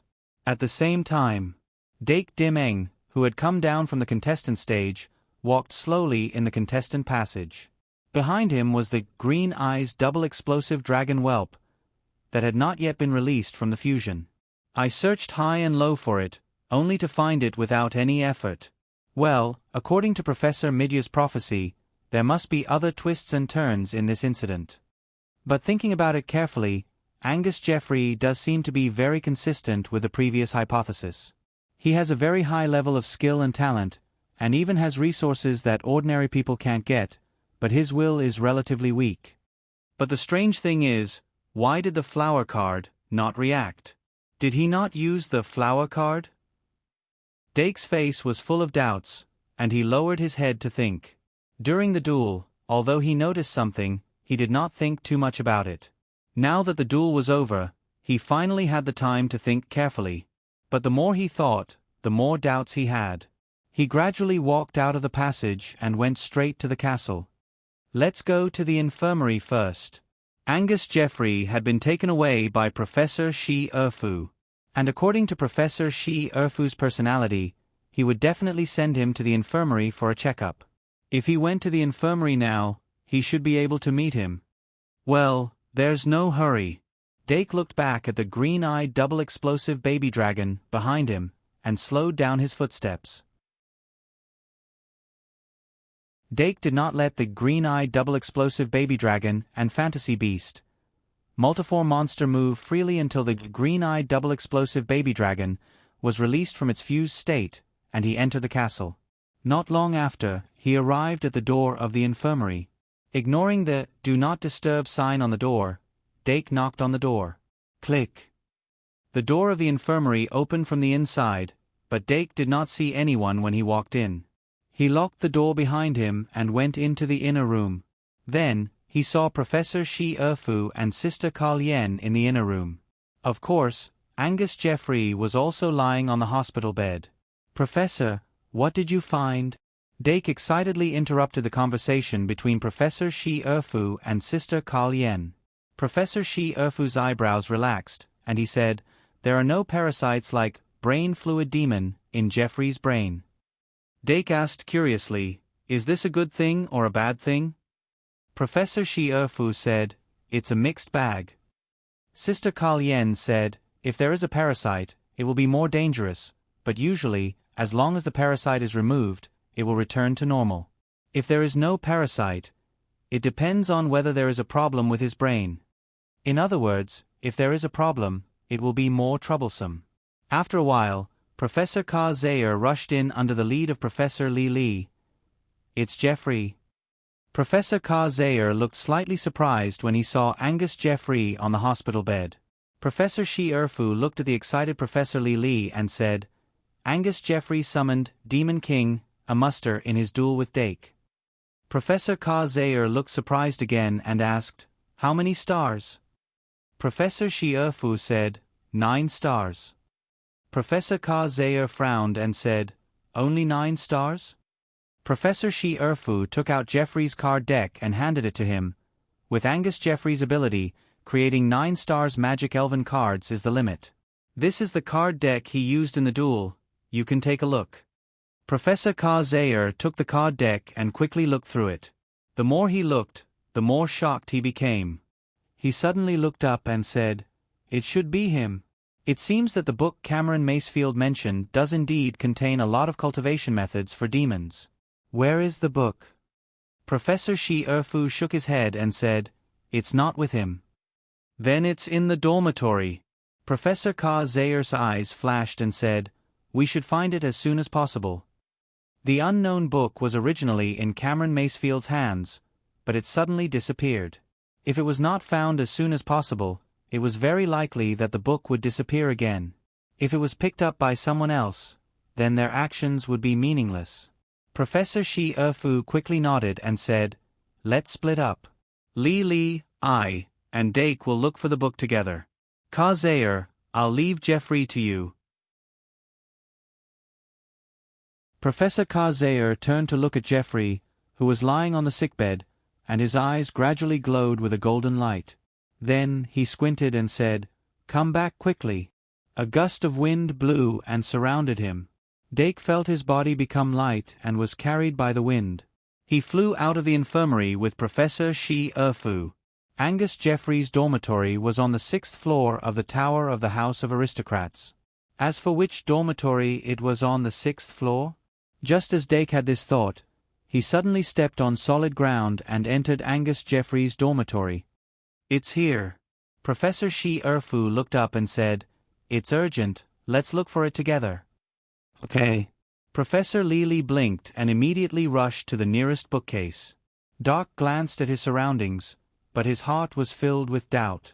Although the student dormitory of Shang Malian Academy was equally spacious, it was not as spacious as the teacher's dormitory. The student dormitory only had one room, one bathroom, and one balcony. Therefore, one could see everything at a glance. Angus Jeffrey's dormitory was very messy, completely different from his usual meticulous image. There were a lot of books scattered on the floor, bed, and table. However, Dake did not find an experiment table in the room after looking around. In theory, Angus Jeffrey wanted to cultivate demons and make magic cards. It was very important to have an experiment table in the dormitory.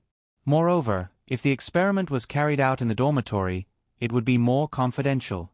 However, in reality, not only was there no experiment table in the dormitory, there was only one material shelf with some leftover materials on it. Angus Jeffrey's laboratory is not here. Dake took a deep breath. Seeing that Professor Li and Professor Shi Erfu had started to look for the book, he could not just stand there and watch, so he joined in. Then, not long after, he found a very suspicious book on the bedside table. As the process of searching for the book was too easy, Dake wondered if the book in his hand was the one he was looking for. However, Professor Li, who was flapping his wings and flying over, was pleasantly surprised. "It's it, it's it, it's it." Professor Shi Erfu, who was still rummaging in front of the desk, immediately flashed to Dake's side. He stared at the book in Dake's hand solemnly and said, "Open it and take a look." Dake nodded slightly and reached out to open the book cover. The book was extremely thick and slightly heavy. However, the cover did not have a title as Cameron Macefield had said. However, considering that the book might be able to erase the traces of its existence, it was understandable that Cameron Macefield could not remember the title of the book. After opening the book cover, the first page of the book was a black and white reproduction of the book cover. The book's name was written in the middle, "Into the Abyss." Dake had a deep impression of the name. When he first entered the Shang Malian Academy's library, he found a book with the same name among thousands of books. However, Into the Abyss only recorded a large amount of information about the fiends. It could be said that it was an illustration of the fiends. Moreover, the first page of Into the Abyss was not a reproduction of the book cover. Instead, there was a short sentence: "Frowny face, walk into the abyss and stare into the abyss." It also used the encryption method of the secret ancient language. The so-called secret ancient language was a kind of demonic language that the ancient demons used to pass on knowledge. This kind of demonic language was very special. The encryption level was from 1 to 12. It required the corresponding sequence of demon bloodline to understand it. Dake vaguely remembered that after the short sentence was analyzed with the secret ancient language, it became "Frowny face, remove the fog and see the truth. The full moon will lead you." After that, he copied the information about the little fiends from the book and put it back on the bookshelf. After that, the book, Into the Abyss, disappeared. Although the book Into the Abyss had the same title as the previous one, it was obvious that they were two different books. Not to mention the content of the book, the material of the book page was completely different. Dake held it in his hand and felt a soft and warm touch. It was as if he was touching the skin of a creature. It's really made from the skin of the book-eating demon. Professor Shi Erfu's whisper made Dake realize something. He turned to the second page of Into the Abyss. This book did not have a table of contents. From the second page onwards, it was about the cultivation method of special demons. Moreover, it was indeed handwritten.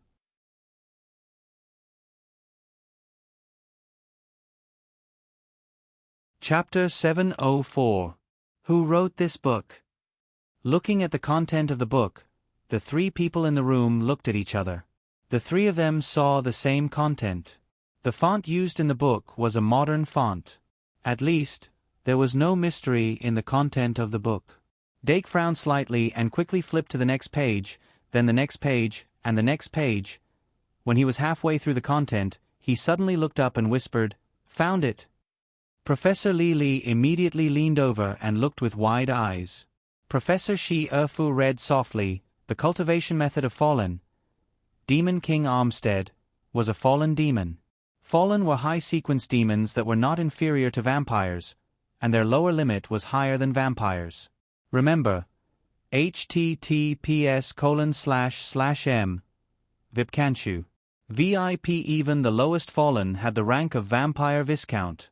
Throughout history, there were many fallen who became demon kings, and Demon King Amu was just one of them." Dake was silent for a moment and said hesitantly, "Professor, can I understand that Angus Jeffrey cultivated a fallen, and then used the materials of the fallen to cultivate Demon King Amu?" Professor Shi Erfu glanced at him and said, "If the cultivation of high-level demons was so simple, there would be no place for humans on this continent." Phew. Dake sighed softly, but then said, "Then how do you explain the cultivation of Demon King Amu? Is it a random cultivation method?" Professor Shi Erfu muttered, "Let me see the book." Dake nodded and handed the book, Into the Abyss, to Professor Shi Erfu. The moment his fingertips left the page, Into the Abyss suddenly became transparent. Dake almost subconsciously reached out and grabbed it again. Then he looked up and met Professor Shi Erfu's eyes. The room was dead silent. The book, Into the Abyss, that almost disappeared suddenly solidified again, and there was no sign of it being transparent. Dake silently released his fingers, and the pages of Into the Abyss suddenly became transparent again. He put his finger on it again, and the pages of Into the Abyss instantly solidified. After repeating this several times, even the stupidest person would understand. Huh. Dake couldn't help but laugh dryly. Professor Shi Erfu's eyes flickered as he said, "Just take it." Doc then used 2 fingers to clamp it down. He looked calm on the surface, but his heart was in turmoil. No wonder he was able to find this book so easily. So it wasn't him who found the book, but the book that found him. Into the Abyss had passed through the hands of Cameron Macefield and Angus Jeffrey, and now it had finally found a third person. But do I look like the kind of person who has weak willpower and is easily manipulated? According to the previous analysis, Cameron Macefield was the first to be chosen for this book, probably because Cameron Macefield had mastered extremely high-end mental magic and stood out among the crowd.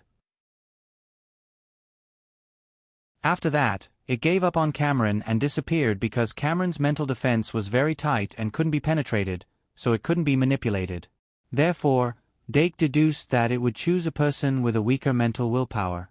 And the current situation just happened to confirm this point. Its second choice, Angus Jeffrey's mental willpower, was indeed not strong enough and could be easily manipulated and manipulated. But now, it seemed that after experiencing Angus Jeffrey, its selection criteria seemed to have changed. Dake took a light breath to calm himself down as soon as possible and continued to hold the book. Professor Shi Erfu, on the other hand, finished reading the contents of this page extremely quickly and quickly said, "Flip to the next page." Dake nodded and flipped to the next page, quickly browsing along with Professor Shi Erfu. During this process, he also carefully read the contents of the book. After more than 10 minutes, Professor Shi Erfu nodded slightly, and Dake put the book away. He had already come to a conclusion. Apart from the cultivation method of special demons, this book, Into the Abyss, didn't record anything else. Of course, it was impossible for there to be any content related to magic elven cards.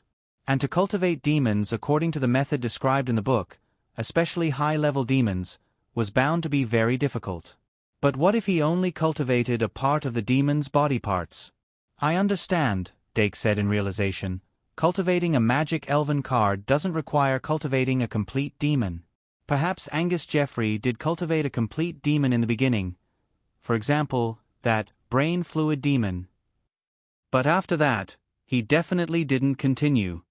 That's what I thought. Professor Shi-Erfu nodded. Dake analyzed carefully. Cultivating a complete high-level demon requires too many resources.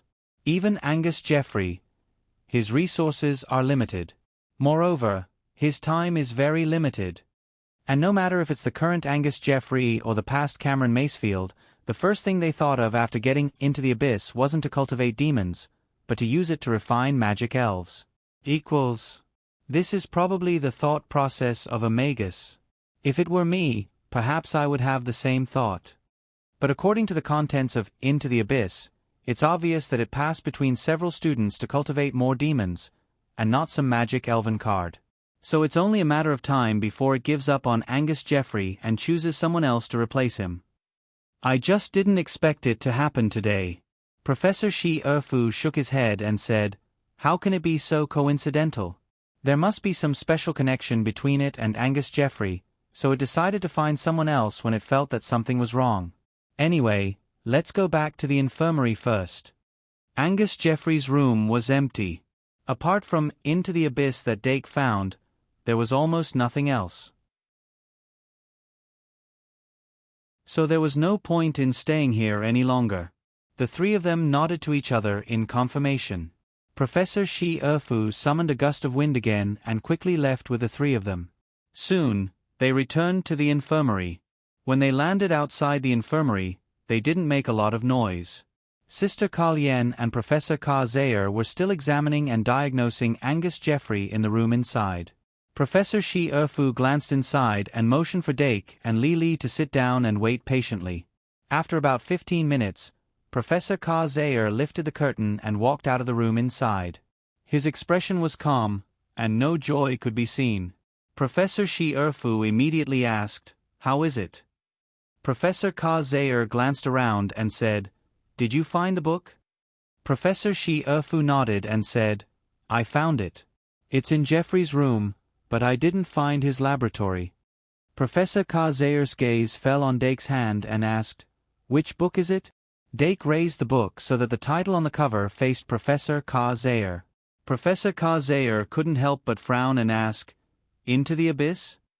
Dake said, "It's a book that records the cultivation method of demons." Professor Shi-Erfu said, "Let's talk about Jeffrey's condition." Professor Ka-Zayer said, "His condition is quite stable, but there are traces of an invasion in his brain." He glanced at Into the Abyss again and asked with concern, "Are you okay with holding this book?" Dake said, "I don't feel any abnormalities on the mental level for now. In fact, apart from the fact that it will disappear, it looks like a dead book." Disappear? Professor Ka-Zayer caught the key word. Doc then briefly recounted what had happened in Angus Jeffrey's dormitory. Then, in order for Professor Ka-Zayer to understand more directly, he handed Into the Abyss to Li. After the handover, the pages of Into the Abyss suddenly became transparent. Professor Ka-Zayer suddenly raised the wand in his hand. But before he could do anything, Dake had already grabbed the book again, and the book quickly became solid again. Professor Ka-Zayer's eyes flashed, and he quickly understood the situation. Dake put Into the Abyss on the table again.